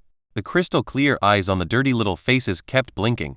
For a moment, the children seemed to have forgotten the little game of spinning around Rorschach. Luozia raised his eyebrows, nodded with satisfaction, and continued, "You are all obedient and good children. That's why Uncle Red Turban came to save you now. The fat and white police officers are on their way here, and they are carrying a lot of chocolate cakes in their police cars. However, only the most obedient and good children can be allowed to eat chocolate cake. Are you good children?" In an instant, the children with endless longing in their eyes shook their little heads. A person who is chatty but clumsy in speech means that he will be obedient. Rorschach raised his hand and pointed to the warehouse door and said with a smile, "Uncle still has some things to do, so now everyone go to the door and wait for me, okay? Remember not to leave without permission, otherwise there will be no chocolate cake. Do you understand?" "Clear. Chocolate. Chocolate." The children answered in unison, their little faces full of joy for sweets. Before Rorschach could speak, he gave instructions. I saw the children taking the initiative to hold each other's little hands. They lined up obediently and walked towards the warehouse door with small steps. Call standing there, Rorschach looked at the children's excited backs and couldn't help but let out a sigh of relief. Dealing with children is much more difficult than dealing with gang members. Rorschach quickly turned around and ran towards the location where the battle had just occurred. Rorschach, expressionless, drew out a long and narrow giant saber. Swing the blade and shake off the blood. Then he easily pulled out all the nails on the body and head and stuffed them into his pockets. Rorschach's brand homemade blow dart, a necessary tool for killing people and silencing them. There was also a body that had been strangled, so there was nothing to clean up. Rorschach frowned and thought for a moment. After confirming that nothing was missing, he walks to the table not far away. Under bright lights, stacks of cash bills stand out and are attractive. Rorschach didn't hesitate at all. He grabbed the black duffel bag that was thrown on the table and started packing. Just think of it as the travel expenses reimbursed by the gang. After all, even riding his bike to Brooklyn was a physically demanding job. A few minutes later, Rorschach held a bulging 1 million banknotes and took out Sergei's mobile phone. He first searched a few numbers on the internet and then dialed. "Hello, this is the New York Times in Warehouse 10 near the Brooklyn Bridge. There are many missing children kidnapped by sportswear gangs." Rorschach deliberately lowered his voice. His voice was hoarse and deep. After getting the accurate answer, Rorschach immediately hung up the phone.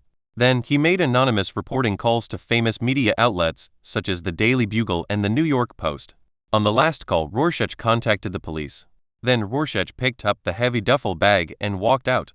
The reason why Rorschach carried out such a complicated operation was because he did not trust the New York Police Department at all. There must be high-level officials and shady police officers colluding with criminal organizations. So, he borrowed the power of the media. Let the people who were coerced by the breaking news deal with the New York police. In this way, the children standing in the spotlight also have an extra layer of protection. Prevent gangsters from jumping over the wall. Wow! Rorschach once again received enthusiastic cheers from the children when he opened the iron door of the warehouse. Perhaps most of the enthusiasm was due to the chocolate cake. However, when the tired Rorschach glanced at the innocent smiling faces and sincere eyes of the children, the slightest worry in my heart disappeared with the wind. It's 4 o'clock in the morning in Brooklyn and the sky is overcast. A heavy rain that has been brewing for a long time is coming. In the shadow of a bush 500 meters away from warehouse No. 10, Rorschach felt relieved as he looked at the police cars with their lights flashing and rushing towards the warehouse. He looked down at the half-stone in his palm. A slight smile appeared on the corner of his mouth. This is the reward given to him by the children. Worthless yet priceless. Rorschach squinted his eyes and took one last look at the location of the warehouse. Then he quickly stood up and escaped into the thick darkness. Now, everything has nothing to do with him. Red Hood retires. Ordinary citizen Rorschach is back. Not long ago, we were passing the Brooklyn Bridge. The changed Rorschach left only the Catachan saber and the stone. Everything else was thrown into the fast-flowing East River and disappeared without a trace. Military boots, headscarves, bloody nails and steel pipes, as well as 2 borrowed mobile phones. Originally, even the clothes and pants Rorschach wore should be thrown away. But, because there is no preparation, Rorschach, who didn't want to ride his bike naked, had to go home to deal with it. At this time, the dark sky began to drip with fine raindrops. Rorschach carried a shoulder bag. The back seat was loaded with a heavy black luggage bag, and he rushed towards home. After Rorschach carefully opened the door of the apartment and stepped into the living room, the heavy rain fell outside the window. The rapid raindrops kept hitting the glass, making crackling sounds. After a sleepless night, Rorschach, exhausted, completely relaxed. At this moment, the door of my aunt's bedroom was closed. It seemed that she had not woken up from her sleep yet. Rorschach tiptoed through the dim living room. He took the heavy luggage bag into the bedroom and hid it. Then he took off his clothes and went into the bathroom. A few minutes later, Rorschach, who was drowsy after being washed by hot water, he forced himself to soak his clothes in disinfectant. The purpose of doing this? To destroy the remaining bloodstains on the clothes. After finishing all this, Rorschach quickly returned to the bed. As soon as his eyelids closed, a slight snoring sound echoed in the bedroom with the sound of raindrops. Reset. When Rorschach opened his eyes again, the familiar sound of the calculator seemed to echo in his ears. It was still pouring outside the window, washing away all the dirty things in the city. Rorschach picked up his phone to check the time, 11:10 in the morning. Finding that he had only slept for about 6 hours, Rorschach didn't want to get up at all. He closed his eyes again, wanting to enjoy a nap in the rainy weather. However, Rorschach lay in bed and tossed and turned for a long time. The sleepiness that slipped away could not be returned anyway. Rorschach suddenly opened his eyes. He lay on the bed and turned on the simulator. Simulation starting. Current identity, Catachan recruit. Do you want to come in this identity? If you refuse, you will come immediately. Rorschach thought for a while with his eyes narrowed, and chose to refuse. He now needs powerful firearms and equipment, or something more powerful, for example, a Starch 21 strengthening operations. After all, with the emergence of simulator resources, Rorschach himself must become stronger as soon as possible. Only in this way can a positive cycle be formed. Compared to robbing the warehouses of large arms companies, the criminal organizations all over New York are obviously more suitable. You have landed in the Warhammer universe time, 40 location, Stormstar Field Krieg, planet. You set foot on the surface of the planet. You don't have time to observe the surrounding environment, and the lethal radiation visible to the naked eye penetrates every cell in your body. You begin to feel dizzy and have difficulty breathing. You are on the verge of death. Chapter 13-13 Thunden 13, Krieg, Charge. Your eyes are blurred, and a short figure seems to appear in your sight. The other person is wearing a strange-looking breathing mask and a brown military waterproof coat. You feel difficulty breathing and try to ask for help. You are hit on the head by an engineer shovel and blood is flowing. You are on the verge of death again and fall into a coma at the same time. You are unconscious and dragged into an underground tunnel by the other party. Deep underground. You were captured. You survived by chance and did not die. On the first day, you gradually woke up from the coma. Before you figured out the situation in front of you, a middle-aged man, who looked like an officer, came to you. He called himself Colonel Ewerton, the commander of the 83rd Regiment of Krieg. Not long ago, you appeared on the death battlefield of Krieg with an unknown identity and mysterious origin, and were accidentally captured by a loyal Krieg soldier. You showed your loyalty to the Emperor and tried to explain that everything was arranged by the Emperor. Colonel Ewerton believed you. You suddenly found that during your coma, your injuries had completely healed. You proposed to Colonel Ewerton that you wanted to learn more combat skills and survival knowledge. Colonel Ewerton agreed to your request without hesitation. You heard Colonel Ewerton's explanation that the nuclear fire had destroyed the surface of the entire planet. The rebellion that swept the planet was temporarily destroyed, but the remaining rebels still resisted stubbornly, and the loyalists suffered heavy losses. It is an honor for the Krieg Corps to join you. To fight for the Emperor, the Krieg Corps is willing to pay any price. Colonel Ewerton said. You followed Colonel Ewerton confidently and left the place of imprisonment. You did not notice the fanaticism and shock in Colonel Ewerton's eyes. The next day, in an underground tunnel on the front line of the battle, a Krieg watch captain wearing a breathing mask and a steel helmet and a black and green waterproof coat became your superior. You tried to communicate with him, but he said nothing. He just led you to the equipment storage location and gestured that you could choose whatever you wanted. You accidentally discovered that almost all the equipment was covered with dried blood, but you didn't care. You quickly put on the same equipment as the Krieg soldiers: a steel helmet, a breathing mask, military boots, and a black waterproof coat. You carried more wooden-handled fragmentation grenades, and you picked up a Lucius Type 98 laser gun, which you couldn't put down. Your superior handed you a heavy serrated bayonet. You tried to ask him if he had any long-handled weapons such as an engineer's shovel, but he still said nothing. You were fully armed, and you followed the watch captain to join the battle against the rebels. The firefight in the underground tunnel was fierce and bloody. You subconsciously tensed up and kept learning the action skills of the Overwatch captain. You were unexpectedly ambushed. A lone rebel rushed towards you. Your laser gun ammunition quickly ran out. The rebel was beaten into a pulp. You were breathing rapidly and were still in shock. The Overwatch captain watched everything in front of him.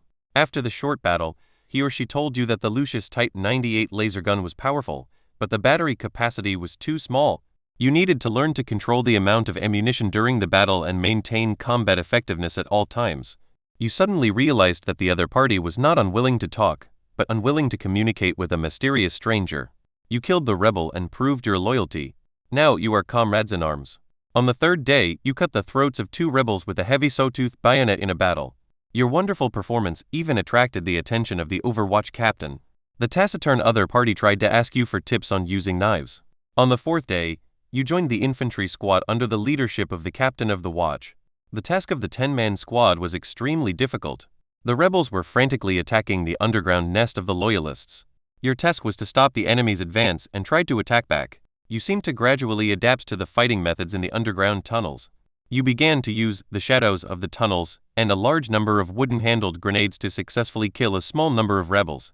In the interval between battles, you received a reward that the captain of the watch had found specifically for you: a very handy engineer shovel. In the first week, the battle in the underground tunnels became more and more brutal. The attack of the rebels was like a tide, without stopping. Your squad lost 3 soldiers in succession. Even if you asked repeatedly in the past few days, you never knew their names. In the second week, the smell of burnt flesh and lasers colliding filled the entire underground tunnel. You have become silent now. The damned rebels actually used heavy weapons, laser cannons, in the dark and narrow underground tunnels. Even if they were turned into corpses by the powerful recoil, the crazy rebels would cause huge losses to the infantry squad. A Krieg soldier who fought with you tacitly was blasted into flesh and blood dust, and not even his relics were left. You fell into a rage, carrying the heavy purgatory gun, and rushed into the underground tunnel occupied by the rebels. You killed a large number of rebels, occupied an underground tunnel, and successfully completed the mission of the infantry squad, but you had no emotions except sadness. In the 3rd week, Colonel Yuetan heard about your heroic deeds and suggested that you join his guards to get more elite combat training and try to learn command knowledge. You rejected Colonel Yuetan's proposal and accepted the recommendation of the Overwatch captain despite Colonel Yuetan's strong opposition, and became a Krieg grenadier. Overly sad, you seem to have entered a strange state, crazy but calm. You seem to be longing for death, but with inexpressible loyalty you can only pour out the endless anger of the Emperor on the rebels who keep counterattacking. This time, you only paid a few fingers to recapture the underground tunnels belonging to the rebels again. Your outstanding performances one after another seem to have attracted the attention of the rebel commander, and your next battle will become more and more difficult. In the 4th week, Colonel Yuetan personally issued an order ordering your infantry squad to hold the several underground tunnels they had occupied, and there was no order to retreat unless you chose to give in and join Colonel Yuetan's Krieg Guard. You tried to explain to the Overwatch captain, persuading him to temporarily disobey orders and leave you alone to defend, but he did not respond. He just led the 2 remaining Krieg soldiers in the infantry squad to silently set up a double-linked heavy logging gun and carry more wooden-handled grenades. You fell into silence and silently carried the heavy purgatory gun and engineer shovel, picked up a Lucius Type 98 laser gun, entered the tunnel to set up traps, and buried more mines. The battle that belongs to you and the entire infantry squad has begun. The roar from the double-linked heavy logging gun was deafening, and the light of the laser gun flashed desperately, almost illuminating the entire dark underground tunnel, as if it were daytime. However, countless rebels were like surging tides. Just as one wave was wiped out, another wave rushed out. 2 ordinary Krieg soldiers fell beside you. Even though they died, their fingers never let go of the trigger of the laser gun until the battery of the laser gun was completely exhausted. The battle situation became increasingly critical. You detonated the buried mines. The violent shock wave carried the flesh and blood of countless rebels and hit your waterproof coat. You subconsciously turned your eyes, but found that at some point, the captain of the watch who was responsible for operating the felling gun had half of his body evaporated by the laser gun. Now he kept pulling the trigger with only the last bit of consciousness. The felling gun suddenly stopped roaring, and the rebels began to organize an attack again. Behind the breathing mask, blood and tears seemed to shed from the corners of your eyes. You silently carried the battery of the purgatory gun on your back, and your body was covered with wooden-handled grenades.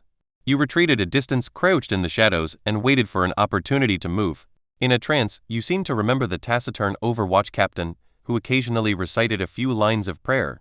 Breathing is war, death is tranquility. Living in shame, death is atonement. You stumbled and began to recite. More and more rebels poured into the underground tunnel. You pulled the fuses of most of the grenades, and jumped out of the shadows.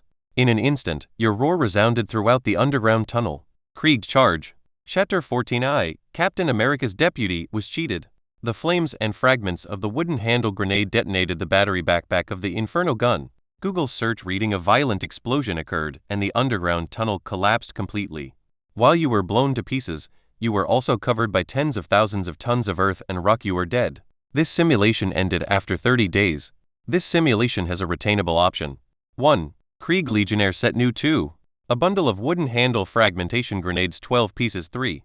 Krieg Grenadier Combat Experience 1 month. The simulation time has exceeded 24 hours, and the simulator loss has not been exempted. Cooling time, 30 hours. Current available cooling time, 6 days and 5 hours. 149 hours. Does it consume the cooling time? The cooling time has not been consumed, and the simulator enters natural cooling. Cooling can be waived at any time. At this time, Rorschach, who was lying on the bed, couldn't help but feel excited, even if it's just a short life simulated by a simulator. He was also shocked by his series of choices. Loyalty. What loyalty is this? The excited Rorschach glanced at the reward after completing the simulation. The smile on his lips became even brighter, although he still doesn't have the Imperial firearms he longs for. But a month of Krieg Grenadier combat experience is even better. This is no simple training. It is the battle experience honed by wandering between life and death every day. 2 other bonuses were ignored. Rorschach chose the third option with quick hands and eyes. In an instant, the muscles all over Rorschach's body were trembling. It's like I've absorbed a lot of nutrition and exercise. It expanded a lot again. Not only that, even his bone structure has undergone wonderful changes. The body size of the whole person began to continue to grow. The height actually increased from 1.75 meters to 1.8 meters. A bedboard of 2 meters is not suitable for Rorschach now. There's almost not enough left. At the same time, countless Krieg Grenadiers honed their combat skills through life and death. One after another came into Rorschach's mind, and it quickly transformed from a memory into an unforgettable instinct in the body. The spirit and will of a veteran who was fearless in death suddenly burst out from Luozia's eyes. Then this spiritual will quickly dissipated and merged, hiding in a deeper place. Karl Rorschach suddenly sat up from the bed and looked down. At this moment, the muscles all over his body were swollen and plump, and his skin was glowing. With a slight exertion, a stronger force than before moves according to the heart. Rorschach even felt that he was more than twice as powerful now as he was a few minutes ago. Haha! The excited Rorschach raised his hand with one hand. The whole person jumped from the bed to the ground easily. He waved his fist vigorously. The movement was powerful. However, Rorschach's excitement did not last long. Real problems that kept emerging troubled him. Wearing only a pair of underwear, Rorschach rummaged through the entire bedroom.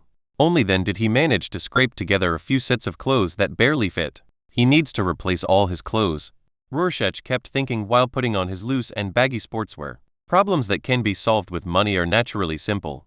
However, some problems cannot be solved with money. For example, how is he going to explain this to his aunt, who he spends all day with? What about extreme changes in the body? At this time, Luozia, who was sitting by the bed and thinking hard, suddenly lit up. Maybe it can work. The neurons in the brain are constantly colliding and rubbing, and a plan that is not a plan emerges. I saw Rorschach bending down and dragging out the black duffel bag from under the bed. The zipper was opened, and stacks of colorful banknotes appeared in front of his eyes. Apartment living room. The frowning aunt was nestled in the sofa, sitting cross-legged. After just one night, her slightly round chin seemed to be sharper and slimmer. The fingertips, which have become rough after being exposed to food for a long time, are pressing the calculator back and forth. Calculate again and again the losses incurred by the restaurant and the additional expenses required to renovate and open it. Although the restaurant's monthly income has always been good, the profit is still considerable. However, all costs and high taxes are excluded. If restaurants want to reopen, the aunt had to use the family savings. Saving money is not just about your aunt's future pension. At the same time, she was also responsible for providing for Rorschach to go to college. It may even be Rorschach's only reliance on marrying a wife and having children in the future. Moreover, Rorschach's parents died too early. They were ordinary people and left no legacy behind. If she is Rorschach's only guardian, if you don't even think about Rorschach's future, so who can help the well-behaved and sensible Rorschach? Thinking of this, my aunt's frown gradually relaxed. She slowly let out a long sigh and murmured to herself, Zulian, Zulian, you will have a hard life in this life. The aunt who acted vigorously and resolutely made the final decision decisively. Using her own pension to fill the gap first, the share saved for Rorschach remains unchanged. Squeak! At this moment, the wooden door of Rorschach's bedroom made a slight sound and slowly opened. Aunt looked up and looked in the direction of the sound. But she saw Rorschach, who was obviously taller and stronger than yesterday, walking out with a stern face. If this was not enough to shock Aunt, then on Rorschach's raised arms, there was actually a pile of colorful banknotes. Aunt, who has always been extremely sensitive to the amount of money, calculated the approximate amount of the pile of banknotes in almost the blink of an eye. It will definitely not be less than 300,000. Even for Aunt, who is a restaurant owner. This is also a lot of money. In an instant, Aunt's heart was pounding and even her breathing became rapid. Rorschach, her eyes suddenly widened, her slightly round chin trembled, and she shouted with a red face, "You, where did you get so much money? Did you do something bad? Rorschach, are you going to piss me off to death?" Aunt had never been so irritable and panicked. Rorschach was her only relative. He was the flesh and blood that she had watched grow up since she was a child and the treasure in her palm. Even to some extent he was her son. But at this moment, Rorschach, who had always been well-behaved and obedient, suddenly took out so many unknown banknotes. For the law-abiding Aunt, it was too stimulating. However, Rorschach, with a stern face, still said nothing. He just walked in front of his aunt. Bending down, he put a pile of banknotes on the table, covering the bills and notes spread out on it. Rorschach looked at his aunt, who was tearful and trembling all over. After taking a deep breath, she spoke word by word, "Aunt, have you heard of Captain America?" For a moment, Aunt was stunned. She looked confused, as if she had forgotten to cry. Chapter 15-15 Aftermath. Explosive news about billionaire Stark and Stark Industries. Finally, it was pushed off the front page by more sensational reports. Temporarily stopped. And explosive news about the kidnapping of 11 children by the New York gang. It swept the country through newspapers, media, television and online media. Shocked countless people. Those daily news of murder, robbery, murder, drug trafficking and gang fights. It is not enough to touch the numb nerves of most grassroots people. However, children are one of their few bottom lines. After all, children are the future and hope of countless people. In a short time, the phones of the New York Police Department and various district police stations were blown up by angry people. Even after a morning of fermentation and brewing, even the central nervous system of the entire country, the White House had to come forward as soon as possible and hold a press conference, trying to appease the large number of grassroots people who took to the streets to protest. 1 o'clock in the afternoon. Countless men, women, young and old, with their families, shouting protest slogans, braved the gradually decreasing rain. Like wandering brainless zombies, they completely surrounded the police headquarters on Parklow Street. The angry and fast-moving demonstrators. They even did not spare the city hall across the street. They surrounded them all in one go. No one was allowed to enter or leave. At the same time, inside the police headquarters, in the chief's office, the white mayor with fluffy brown hair was furious. He danced and roared in anger. The sound was so loud that even the police passing by in the corridor outside the door could hear it clearly. "I allocate so much budget to you every year despite the strong opposition from other departments, and as the police chief, is this how you repay my kindness in the end?" "John, 8 billion. Your police budget is 8 billion every year. And it's rising every year." The mayor of New York, who used to be well dressed in a suit, now blushed. Like a redneck from rural Kansas, spit flew from the corners of his mouth. "Hear it. It's the White House. Even the White House called me. Mr. President asked me what happened in New York. I didn't know. I don't know anything at all. It was Mr. President who told me personally that the gangs in New York City have grown so big that they kidnap children everywhere. John, what the hell have you done all these years? What achievements have you made as the commissioner of the New York Police Department? Are you sleepwalking at work? The most important thing is my re-election as mayor next year is completely ruined. Ruined. Do you understand? At this moment, the angry mayor of New York trembled all over. The inexhaustible anger was like the tide of the Hudson River. Almost wave after wave, it surged towards the ugly black chief. The black chief, who couldn't get a word in, could only stand alone behind his desk and let the other party scold him crazily. I'm so tired. Finally, the mayor of New York, who seemed to be exhausted, stopped roaring. He reached out and tugged at his expensive luxury tie. Staring with a pair of bloodshot eyes, he said indifferently, "Now, I can listen to your explanation, but, John, please be as brief as possible. A large number of people outside are still waiting for me to come out and appease them." The expressionless black chief was silent for a moment, and suddenly said, "I have nothing to defend myself. Such a bad child kidnapping case has occurred in New York City. It must be the main responsibility of the New York police and me as the police chief. I can't shirk it at all. However, I want to reiterate some points. The expansion of gangs and the increase in crime index are not problems that can be solved by the police working hard. This may be an economic problem, or perhaps a racial and cultural problem, or even an institutional problem worthy of discussion by the White House." The black chief changed his tone. "But this is not a simple multiple-choice question like the police catching thieves. John, fuck you." The mayor of New York, whose face suddenly turned red, cursed subconsciously. But then, the mayor of New York with fluffy brown hair, as if he had regained his arrogant mentality of planning and strategizing. He looked cold and said indifferently, "For the sake of our years of working together, John, prepare your resignation letter. I will give you a decent pension and superficial respect." "John, you really disappoint me." As soon as the words fell, the indifferent mayor of New York turned around. He left the office without looking back. At the same time, the black chief, who had been expressionless, suddenly reached out to support the table. He slowly sat back in the chair that still belonged to him temporarily. He fell into silence. As the chief of the New York Police Department, Black John knows a lot of things, even more than the mayor of New York. He knows why humans kill and rob. He also understands why humans murder and sell drugs. He even accidentally discovered that the kidnapping of children by gangs in New York has never been a big news that shocked the whole country. Kidnapping children is just a mature, stable industry chain belonging to criminals. Even if it is just one link, the profit that can be obtained is very considerable. Policeman John tried to solve similar problems from a legal perspective. But it wasn't until Cop John became the chief of police. The entire industrial chain has never disappeared, but has become more prosperous. Every year, hundreds of children go missing in New York City alone. If we count the whole country and even the entire America, it would be an astronomical number. Thinking of this, the black director suddenly closed his eyes in pain.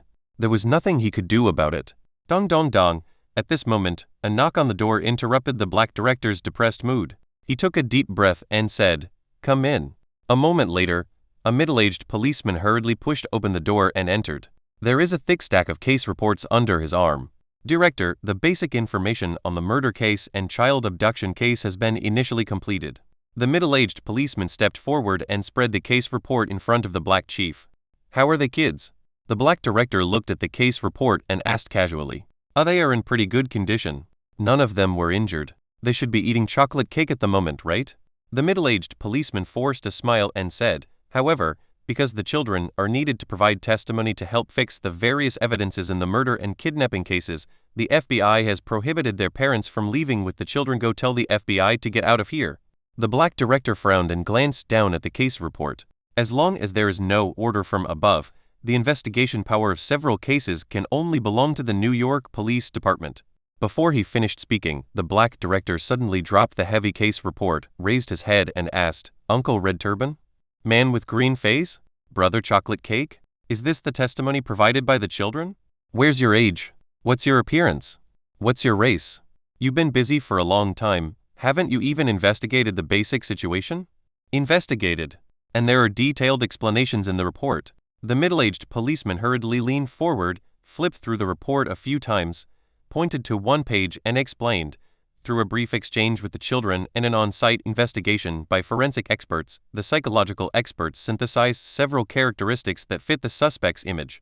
Age between 20 and 40 years old, white or yellow, with a military training background, mercenary or retired soldier, good at cold weapon combat, and possessing a strong sense of counter-reconnaissance. There are basically no traces left at the scene. Any useful clues?" hissed Frank Custer. The black director suddenly opened his eyes wide and took a breath of air.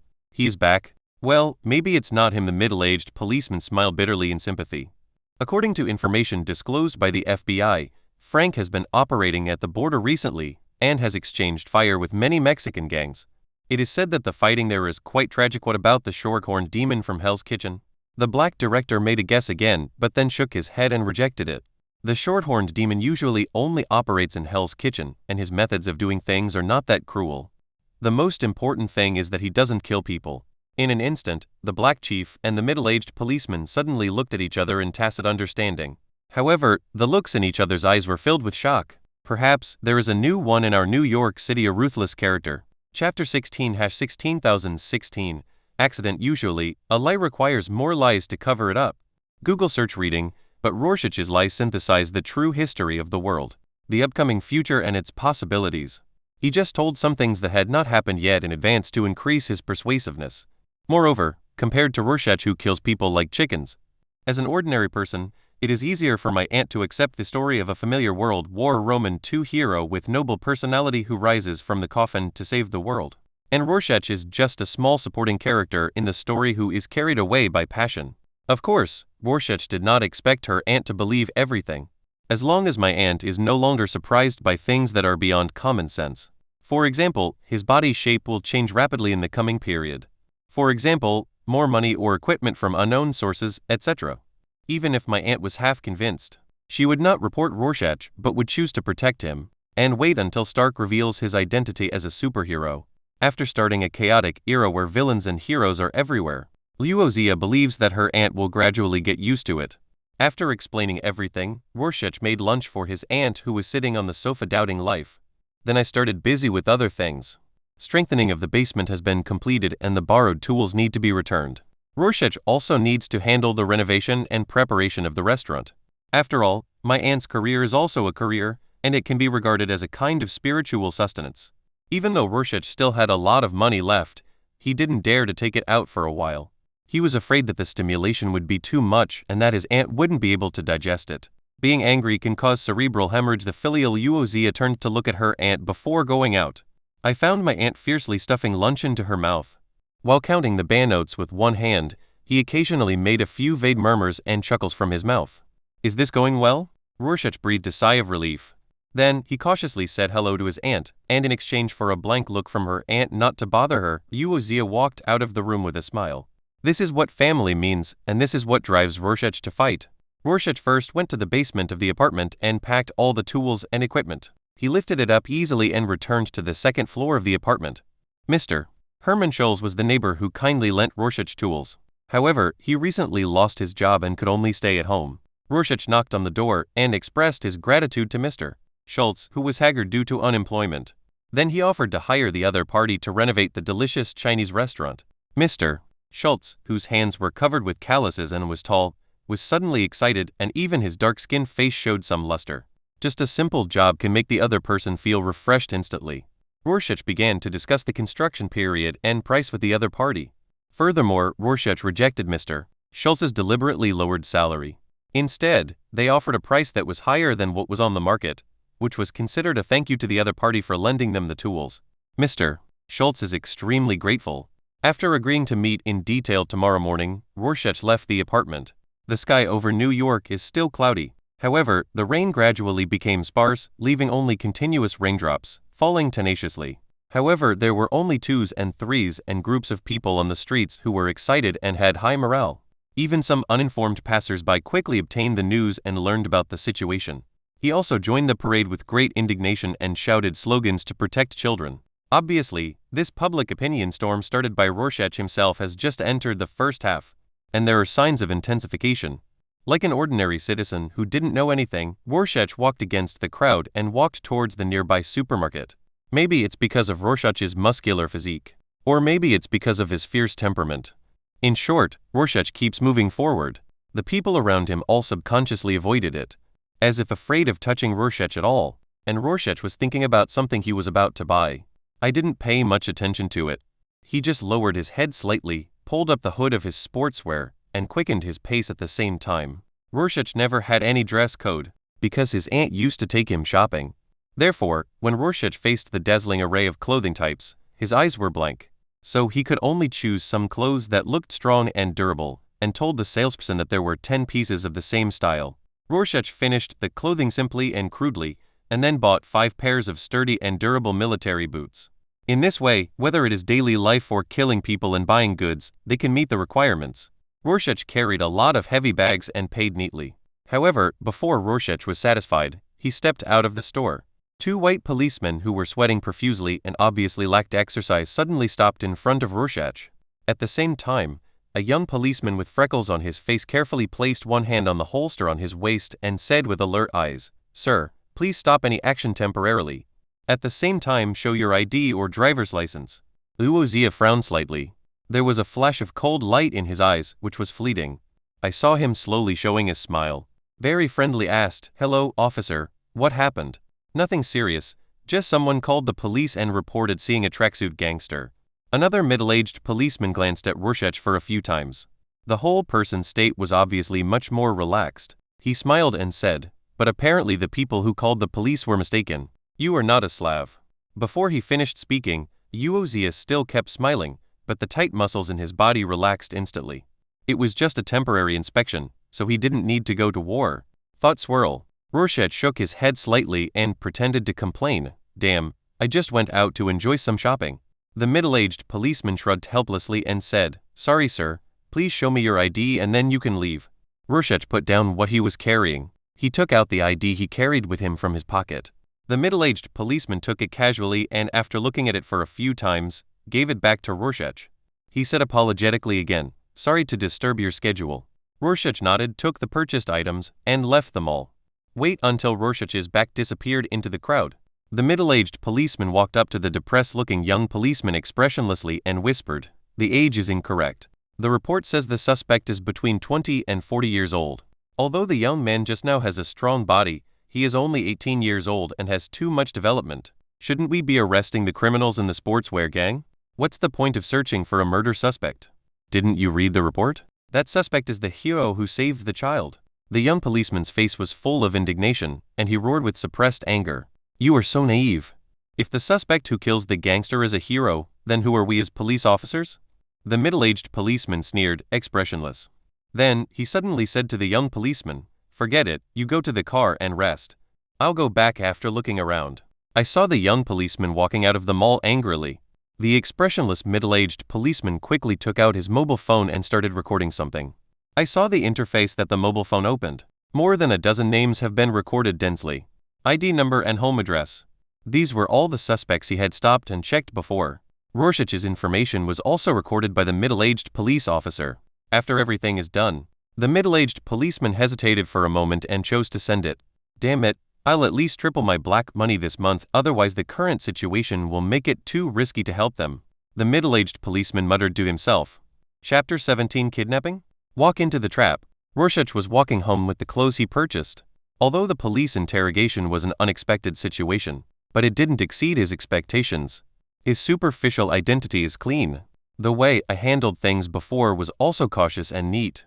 Rorschach had no fear of police investigation, so the whole thing was forgotten by him.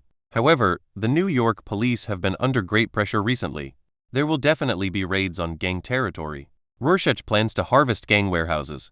The plan to replenish the simulator resources may need to be postponed for a while. At least the reports need to die down. Let's talk about it after the storm of public opinion in society subsides. Simply put, the cooldown time of the latest simulator wasn't very long either. Rorschach also doesn't have to waste precious time switching resources. Wait until Rorschach returns home. I found that my aunt had collected all the cash. As Rorschach put down his clothes, his aunt told him about hiring Mr. Schultz to decorate. My aunt couldn't agree more and verbally praised Rorschach's behavior. Moreover, what surprised him even more? An aunt who seems to be gradually accepting the setting of the world. He even started to make insidious inquiries. Questions like whether Rorschach would go on some dangerous missions and participate in operations. Rorschach instantly had a headache. He could only use the excuse of his low status to get through. Counting the time, Captain America should have woken up and is adapting to modern life. If it weren't for fear of attracting SHALD's attention, adding more unnecessary trouble, Rorschach would rather get to know the captain. After all, the world of a World War Roman II soldier was much simpler than that of a billionaire. Early the next morning, the clouds over New York have dispersed and the sun is shining. In a hurry, Rorschach found Mr. Schultz, who was preparing for work. The two men were just about to leave the apartment, but he was chased down by his aunt, who was fresh and energetic after washing up. She put on a pair of hard-wearing gray work clothes, and even her short hair was tied up, making her look cleaner and neater. After a short rest, my aunt's unmistakable strong woman temperament gradually recovered. At this time, she opened her eyes wide, stared at Luoyia, and said in a solemn tone, "Wake up, Rorschach, your weekend is over. Did you forget the lessons you were going to study in the morning?" And facing the aggressive aunt, Rorschach, who was strong and muscular, was helpless. He didn't want to go to high school to waste time. Occasionally go out to kill gangsters and rob each other's warehouses. Not happy enough? However, no matter how much Rorschach spent his words last night, he just couldn't convince his old-fashioned aunt. Even at the end of the dispute, Rorschach tried to bring out the Captain America sign. The aunt said resolutely, "If the mighty Captain America needs an 18-year-old kid who hasn't graduated from high school to save the world, then I see the world being destroyed. There's no way to save it. Even if God comes tomorrow morning, Buddha appears, even if aliens invade the earth, you, Rorschach, still have to go to school for me. At least you have to get a high school graduation certificate. This matter is non-negotiable." Rorschach finally chose to surrender. "But after getting up in the morning, I planned to skip class and talk about it later. However, it seems that my aunt is more skilled and has already figured out Luozia's little thoughts." Facing the aggressive aunt, Luozia spread her hands and said helplessly, "I surrender, I'm going to class. Aunt, please be safe and don't get too tired." "Humph, brat, do you still need to say this?" The victorious aunt rolled her eyes at Rorschach. "Perhaps after the recent spate of mental stimulation, my aunt also found a better way to deal with the whole fucked up world." The aunt warmly greeted the confused Mr. Schultz, walked out of the apartment, and took a taxi to leave. Rorschach shook his head and pushed his bicycle out of the apartment as if resigned to his fate. But when Rorschach was blown by the breeze, he suddenly thought of a way. Take a day off, take a long vacation. The excuse is simple and true. The family restaurant was robbed, and the shadowed family needed his long-term companionship in the streets. Rorschach kept crossing the chaotic traffic and grinned. Even the force of stepping on his feet seemed to be much stronger. Fight with others, fight with aunt, the fun is endless. An hour later, Midtown High School in New York. Through Rorschach's vivid and touching detailed description, the grade director and teachers were moved and convinced by Rorschach's behavior. Rorschach successfully obtained a privilege. Because there are only 3 months left before summer vacation, as long as Rorschach passes several makeup exams and passes the exam, he does not need to go back to school. And there is no delay in Rorschach getting his diploma and attending the graduation ceremony. So Rorschach walked out of the school with a smile on his face. He plans to go home and brush up on his high school knowledge. Nowadays, Rorschach's killing skills are so perfect that it is not an exaggeration to call him Doctor of Beheading. It's the familiar knowledge. It seemed that he was gradually digesting it. At this moment, Luozia frowned and the muscles all over his body suddenly tightened. Someone is constantly spying on him. At this moment, Rorschach was on a street outside Jincheng High School. The students who were supposed to attend the class had already entered the school. There were not even a few passers-by on the whole street. It seemed that most people had joined the protest march surrounding the New York Police Department to join in the fun. Police? Or gangs? Rorschach's mind turned. If it was the police, then there was no need to spy now. Just come up and siege them. If Rorschach resisted fiercely, it would not be illegal to shoot him to death. But if it was a gang, wouldn't these guys like to shoot first and ask questions later? Squeak. Just as Rorschach stopped and was secretly alert, a van parked on the side of the road suddenly started. The tires made a harsh sound with the ground and quickly came in front of Rorschach. Rorschach was about to turn over and dodge subconsciously, but he stopped his body's instinct. Crash! The door of the van suddenly opened and a pistol with a black muzzle was pointed at Rorschach. At the same time, a male voice with a Slavic accent slowly floated out of the car. "Mr. Rorschach?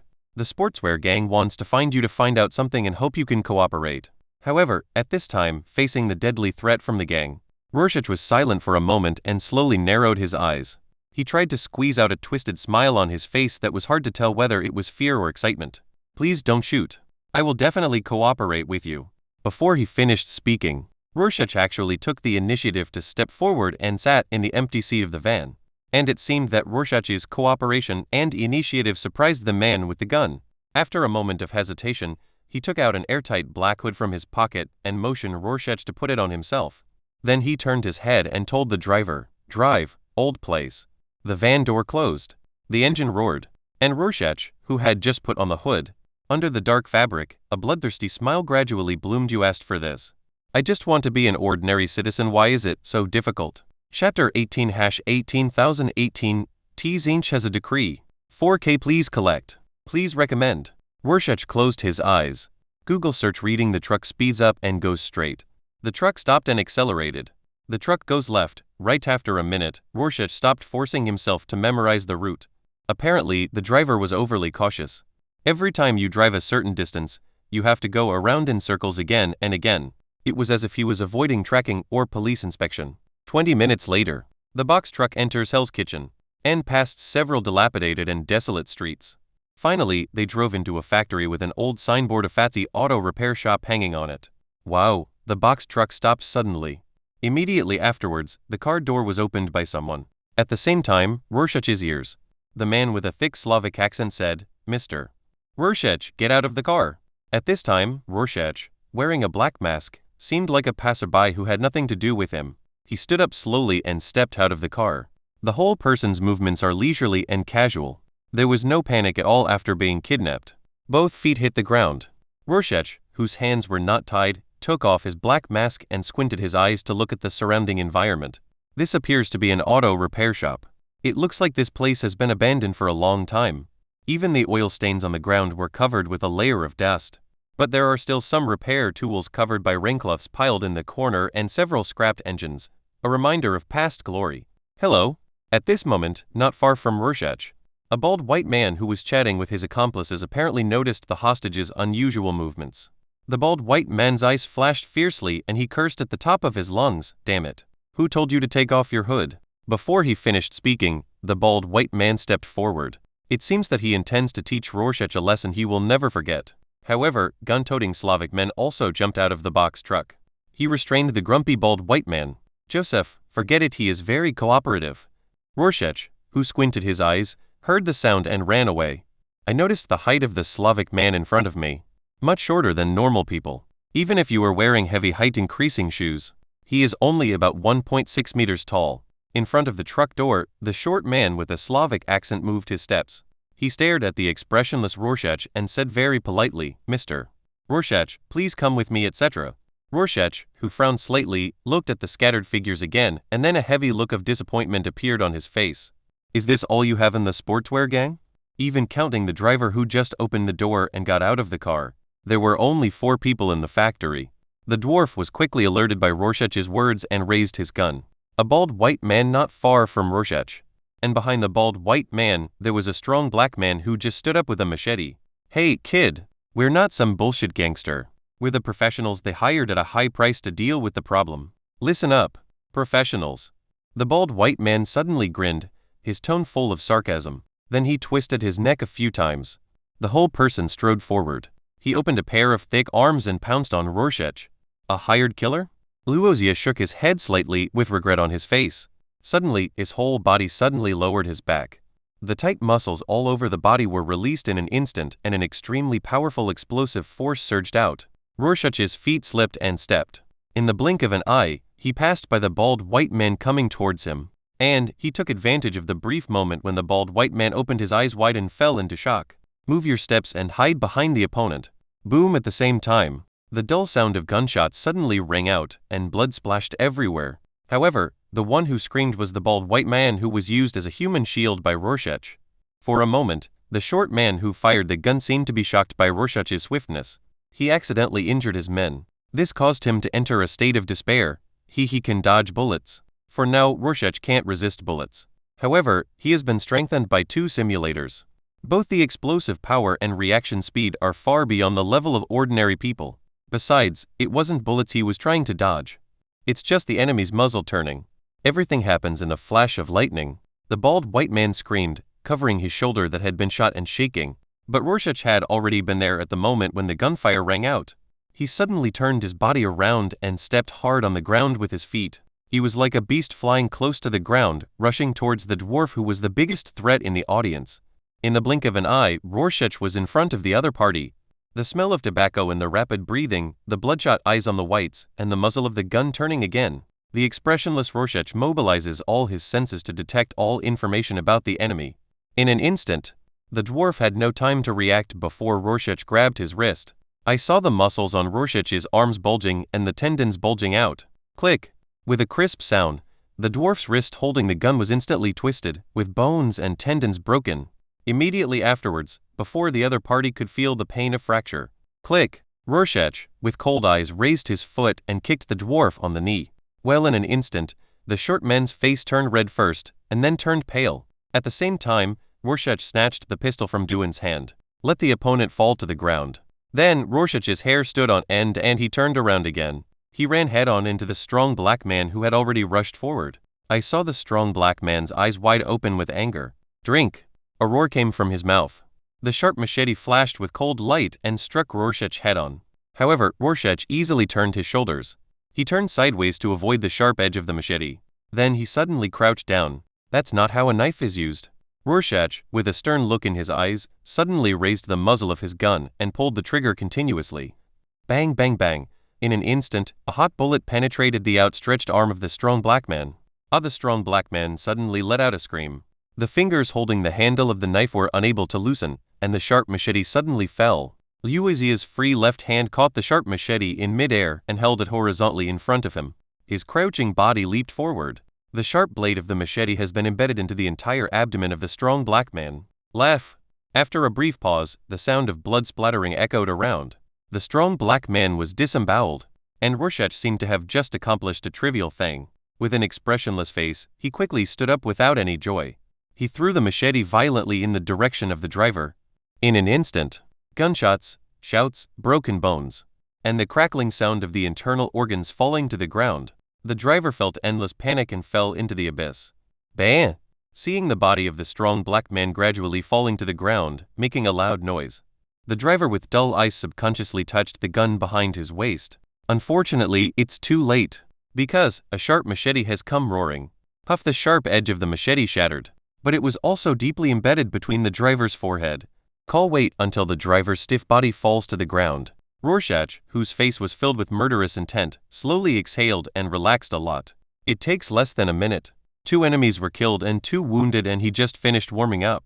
Rorschach took a deep breath of the blood-smelling air. Then he slowly walked over to the wounded man who was still struggling and wailing. First question, how did you find me? Rorschach asked with narrowed eyes. Alas, nothing but a groan of pain. He didn't get any answers. And right now, the bald white man who was shot in the shoulder seemed to be accustomed to the pain, and seemed to be irritated by Rorschach's understatement. He was curled up on the ground and suddenly raised his head.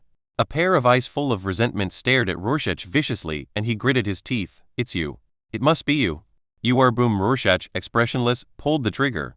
In an instant, the bald white man's mouth exploded and his teeth flew out. Ho ho! A large amount of blood poured into his trachea, causing his eyes to turn white, and he fell into a state of suffocation. Do you need me to repeat the question? Rorschach, who was blinking, suddenly turned his head and looked at the dwarf who was lying on the ground, unable to move, with a sincere look in his eyes. No need at all. Staring at the young man in front of him who looked like a murderous maniac. The short man, who was sweating profusely, shook his head and shouted desperately, regardless of the injuries on his hands and feet. List. The tracksuit gang gave us a list. As long as it matches the characteristics of the suspect known by the police, we will follow and analyze it according to the information on the list until we find the real culprit who killed the leader and caused huge loss of profits. And they made an offer we couldn't refuse. Tisk, not only is the expenditure huge, but the person who came up with the whole plan is also a genius. Liuozia squinted his eyes and couldn't help but praise him again and again. But the tone seemed to be full of ridicule. Let's not talk about the period of public opinion storm. How many people and black and white forces would be offended by kidnapping hostages everywhere under pressure from the police? They didn't even seem to have a plan for when they found the real culprit. Even if Rorschach is not the real murderer, wouldn't the kidnapped hostages resist? Are these so-called professionals too unprofessional? We are acting in full compliance with the employer's requirements. According to the age order on the list, you were the youngest among all targets. Chapo seemed to know Rorschach's thoughts. His eyes showed regret and unwillingness, and he said with a wry smile, "We just wanted to use you to practice and familiarize yourself with the procedures, but I didn't expect that God would bless me. I was so lucky that I found the target first, right?" The expressionless Rorschach raised his eyebrows and suddenly asked, "If you don't want to die, tell me where the current headquarters of the sportswear gang is, and I'll spare your life." It's in Hell's Kitchen, in that long-abandoned treasure mall. It seems that he has seen the hope of survival. The dwarf's face became much ruddy, and he said very cooperatively, because the New York police and ordinary people are looking for trouble with them. In order to reduce the loss of gang interests, their leaders choose to gather the core members together, so that they can resist for a while in case of danger. If you cooperate so well, how can I believe that what you say is true? Rorschach stared at the dwarf with his eyes flickering. Besides, betraying customers is not a taboo in your industry? Business, this is just a failed business. If you say it, I may live, but if you don't say it, I will definitely die. I believe you won't spread this matter everywhere. Maybe we can become partners in some things in the future? I can even be your eyes and ears in the underground world. The dwarf tried to prop up his upper body, looked at Rorschach with sincere eyes and said slowly, "Bang!" Just when the dwarf thought that Rorschach's silence meant that he was moved, the sound of gunfire suddenly rang out. A blood hole suddenly appeared on the dwarf's forehead. He moved his lips silently, and the light in his eyes dimmed instantly. "You talk too much nonsense." Rorschach made his final comment. Then he flipped his palm. The pistol with few bullets left was completely absorbed and became a resource for the simulator. Currently consumable cooling time, 6 days and 6 hours 150 hours. Rorschach took a look at the simulator. At this time, there were still 9 hours before the next simulation. Rorschach decisively consumed the time for resource conversion, ended the cooldown of the simulator. However, he did not simulate immediately. Instead, he turned around and cleaned up the traces of the battle in the factory. After Rorschach searched the driver for another gun. He did not choose to absorb it, but stuffed it into his pocket. Rorschach could not guarantee the dead professionals. The dwarf was telling the truth. But he did not plan to wait for the opportunity. He wanted to uproot the entire sportswear gang, cut the grass and root it out. Since these guys don't know when to stop and are not afraid of death, then they will become corpses completely. So, Rorschach needs weapons. A lot of weapons. Unfortunately, Rorschach searched the entire factory. But he found that this place was an abandoned place. There was no hidden gun warehouse. There was no other stuff that could be used to kill people, except for a pile of oily car repair tools in the corner. At this time, Rorschach frowned slightly and turned on the simulator directly. He was ready to try his luck. I hope the Emperor will bless me and simulate a firearm produced by the Empire. Even if it is an ordinary Astra Militarum laser pistol. The power is far beyond the current gunpowder weapons. Simulation is starting. Current identity. Kadashin Recruit, Krieg Grenadier. Please select the identity to descend first. If you refuse, you will descend randomly. Identity selected. Krieg Grenadier. Simulation is starting. You have descended into the Warhammer universe. Time, unknown location, unknown. You set foot on the surface of the planet. You find yourself in a city where bloody sacrifices are taking place. Before you can pick up nearby weapons, you are surrounded by a group of cultists in purple robes. You attack with your bare hands, but are squeezed tightly by more cultists around you, and soon you can't even move a finger. You fall into an unsolvable dilemma, and try to bite your tongue to commit suicide and offer your loyalty to the Emperor. You suddenly find with horror that your consciousness can't even drive a muscle. The Lord of Change wants to see you. The cultists with purple eyes said in unison. Chapter 19-19 Funny 19. Tzinch, get out of my mind. Please collect and recommend. You are gradually wrapped in disgusting, sticky and slippery tentacles. You cannot control any part of your body and even your eyelids cannot close. You can only watch as 9 cultists lift you up high. You slowly move towards the center of the city, like a sacrifice to be served on the chaos table. You try to turn your eyes away, but then you find sadly that there seems to be no human in the whole city who can save you. The ruined streets are full of dead Krieg soldiers and local defenders, burning lemon rust tanks and Thunderhawk gunboats that have fallen to the ground. You even see a half-kneeling Terminator power armor that is completely submerged by countless cultist corpses. Even such a powerful Astartes has died. The Empire's resistance and counterattack have failed. You gradually wake up in despair. The planet in front of you seems to have been completely occupied by the chaos forces and has become a fallen death world. Every 9 meters forward, a cultist in a purple robe will come out from the dark corner of the city, holding a bloody corpse sacrifice of a mortal, and join this grand parade carnival with joy. They are praising, they are praying, they are calling. You want to roar, you want to scold, but you seem to be powerless. You are too sad. Your mental state seems to be abnormal. A faint murmur begins to appear in your ears. As the cultists continue to advance, even the sky is gradually filled with a terrifying purple halo. The air is filled with a disgusting chaotic breath and bloody stench. The priests of the sect, holding staffs and chanting prayers under their hoods, also join the parade. A large number of mortal corpses, regardless of gender, age, are pulled up by wisps of purple halo. There are even some living people who are wailing and struggling. Your eyes are bloodshot and your head is dizzy. You are stubbornly resisting the corruption of chaos and you remain loyal. You are in a trance and you begin to pray to the Emperor sincerely, begging for his mercy. This grand sacrificial procession has reached its end. A dazzling purple halo is reflected above the sky. The buildings in the center of the city are covered with layers of sticky and smelly mortal flesh. A huge flesh pedestal watered with the flesh and blood of hundreds of millions of mortals stands tall in the center of the city. Above the pedestal, a chaos portal several hundred meters high almost splits half of the sky and is reflected in your drowsy and blurred vision. Countless pink and blue horrors are jumping and dancing around the flesh pedestal. They are chirping, they are singing, and they are repeating spells with unknown effects. Under the protection of countless chaos minions, a huge two-headed birdman with black wings on his back and wearing a white robe is looking at you, who are held high by the cultists with his two bird heads with interest. Oh, poor but lucky mortal! The two-headed birdman's long beaks collided, making a series of terrifying low sounds, and the other long beak immediately exclaimed, "My lord blesses it him." You were handed under the two-headed birdman by the crazy cultists. One by one, the pink horror monsters lay on your back, trying to support your body, so that you face the more terrifying scene in front of you. The two-headed birdman flapped his huge wings a few times, and the two bird heads swayed back and forth, strolling in front of you. One bird-headed head calls himself Carlos, the Fate Weaver, the Lord of Change, and the other bird-headed head sneers in a low voice. Just hearing the restrained whisper of the two-headed birdman, your brain has begun to scream wildly, and your mental will seems to be about to collapse.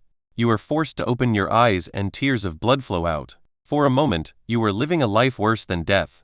You keep praying to the Emperor. Carlos, the Fate Weaver, seems to see through your stupid ideas.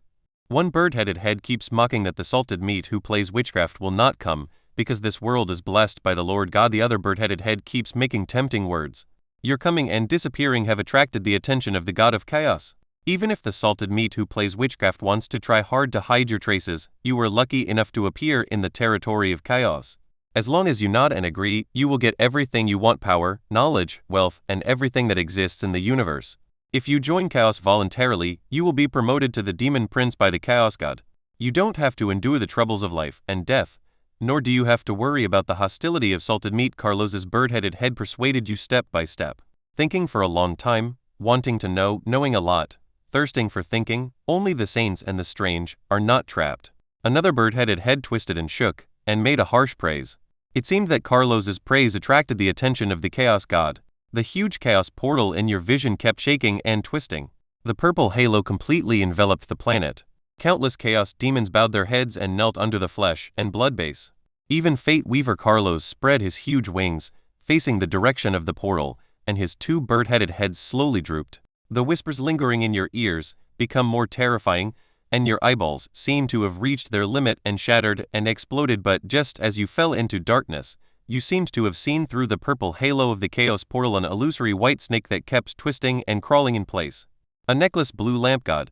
Every inch of its skin is covered with faces with different expressions, and each face repeats the words spoken by the master's head in a different tone. A ball of colorful mist, which does not make a sound itself, but will mutter to itself through the echoes between nearby buildings. A green-skinned man in an old gray suit, with an indescribable purple halo floating where his face should be. Your thinking seems to have stagnated. In your mind, there is only one unrecognizable, but deeply engraved terrifying word that echoes repeatedly. Tz'inch. Accept it. Throw yourself into chaos, embrace his blessing, and become a demon prince who dominates the universe. More terrifying whispers penetrate your mind thoroughly. Your spirit is about to collapse and chaos is about to corrupt your will. You are on the verge of death. You seem to see a flickering flame in the endless darkness with your blurred consciousness. That is your shaky life flame, your loyal heart. Suddenly, an illusory palm is placed near the flame, blocking the surrounding darkness for the swaying flame. You desperately look and find that it is a Katachan veteran who once fought side by side with you. He stands silently beside the flame and smiles at you. At the same time, another illusory palm is placed next to the flame. It is the Krieg watch captain who died beside you. He or she wears a breathing mask and says nothing, just raises a thumb to you. One after another, phantom hands were placed near the flames, shielding you from the darkness. You suddenly discovered that the owners of the phantom hands were mortals who died on the planets occupied by chaos, Krieg, soldiers and native soldiers who died in battle, and Astartes, who died of exhaustion and offered their loyalty. They didn't say anything, but silently guarded the flames while staring at you and smiling. You have never fought alone, you fight for them and for all mankind. Tzinch, get out of my head, you suddenly murmured with a splitting headache and on the verge of death, and your voice gradually became louder. For the Emperor, Chapter 20 Baby, the Emperor has your back, a plasma pistol that never overheats. Your broken eyelids keep trembling, and little flames gradually appear in the depths of a pair of dark holes. Then it burned like an exploding star. At the same time, a skeletal hand burning with subspace flames tightly grasped a Catachan saber, smashing the pink horrors next to you, and gently supported your body that was about to fall. Just behind you, Krieg soldiers wearing military coats and Catachan veterans wearing red turbans appear out of thin air. The flesh and blood on their bodies seemed to have completely turned into burning warp flames, and the endless anger from the Emperor burned the surrounding chaos demons. Carlos's bird-headed head twisted wildly. In panic, the long beak slowly opened, and the terrifying psychic energy from the subspace was about to burst out. However, bombs heavily engulfed in subspace flames suddenly passed over your head and hit Carlos's other bird-headed head. Destiny Weaver Carlos' huge body kept shaking. Even if he only suffered a slight burn, he had to stop the brewing of the spell. A Terminator power armor with subspace flames burning all over its body takes heavy steps and approaches behind you.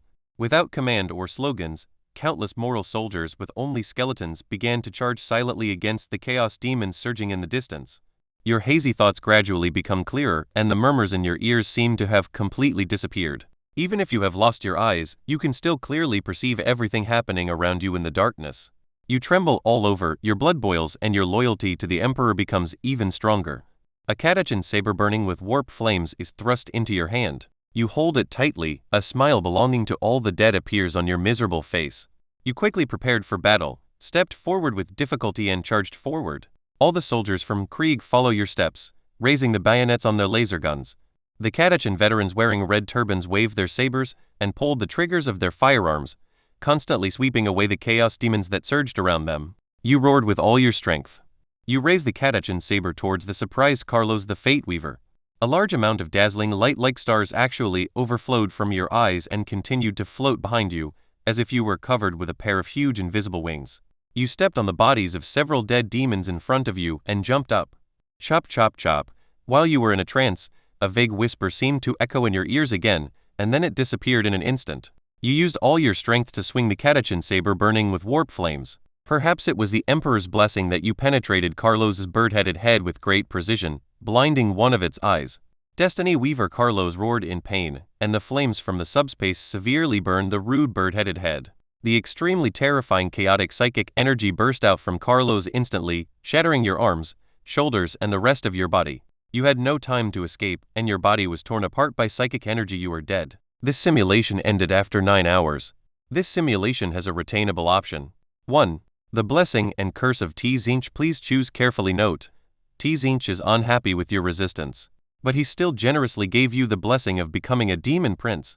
It's just that you may not be able to withstand the overwhelming power of Chaos 2.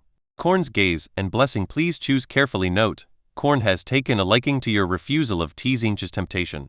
If you accept his blessing, be willing to become the chosen of Korn. He will occasionally pay attention to your movements and give you more strength. Just want to kill. No loyalty required. 3. Plasma pistol that never overheats. Sakeho Sakegard artifact. Note: the Emperor's gaze on you never leaves. The simulation time is less than 24 hours and the simulator loss has been waived.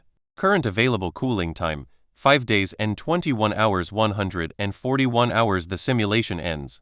However, Rorschach in the factory couldn't help but open his eyes wide. He actually landed directly on a chaotic planet occupied by evil gods. If it weren't for the Emperor's blessing, it would be difficult for him to escape even if he couldn't commit suicide.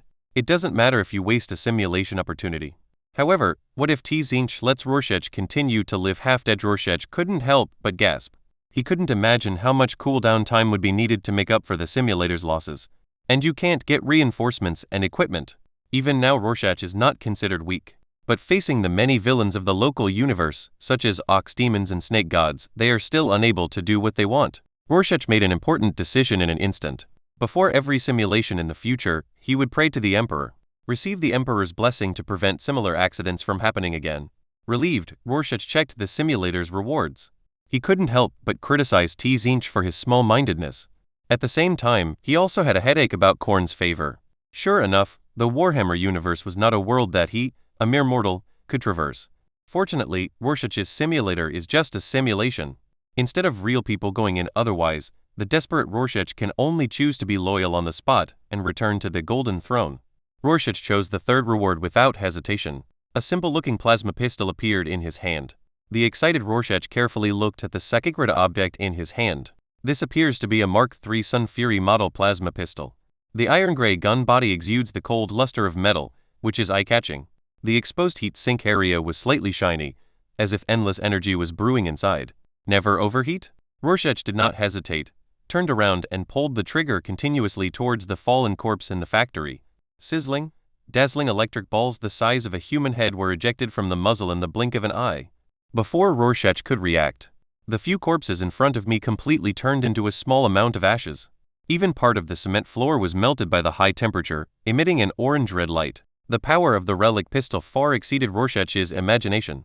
What's more important, there is no cooldown time for ordinary plasma pistols after firing continuously. As long as the battery has enough energy, the plasma pistol that never overheats is Rorschach's mobile turret. Rorschach held the plasma pistol, threw his head back and laughed. This seems to be the case for him in a while. It was the first time I laughed so happily, like a naughty kid who got his beloved toy. Thank you so much for listening. I'd love to hear your thoughts on the story, so please leave a comment below. And if you want more fanfiction audio, be sure to like and subscribe. See you in the next one.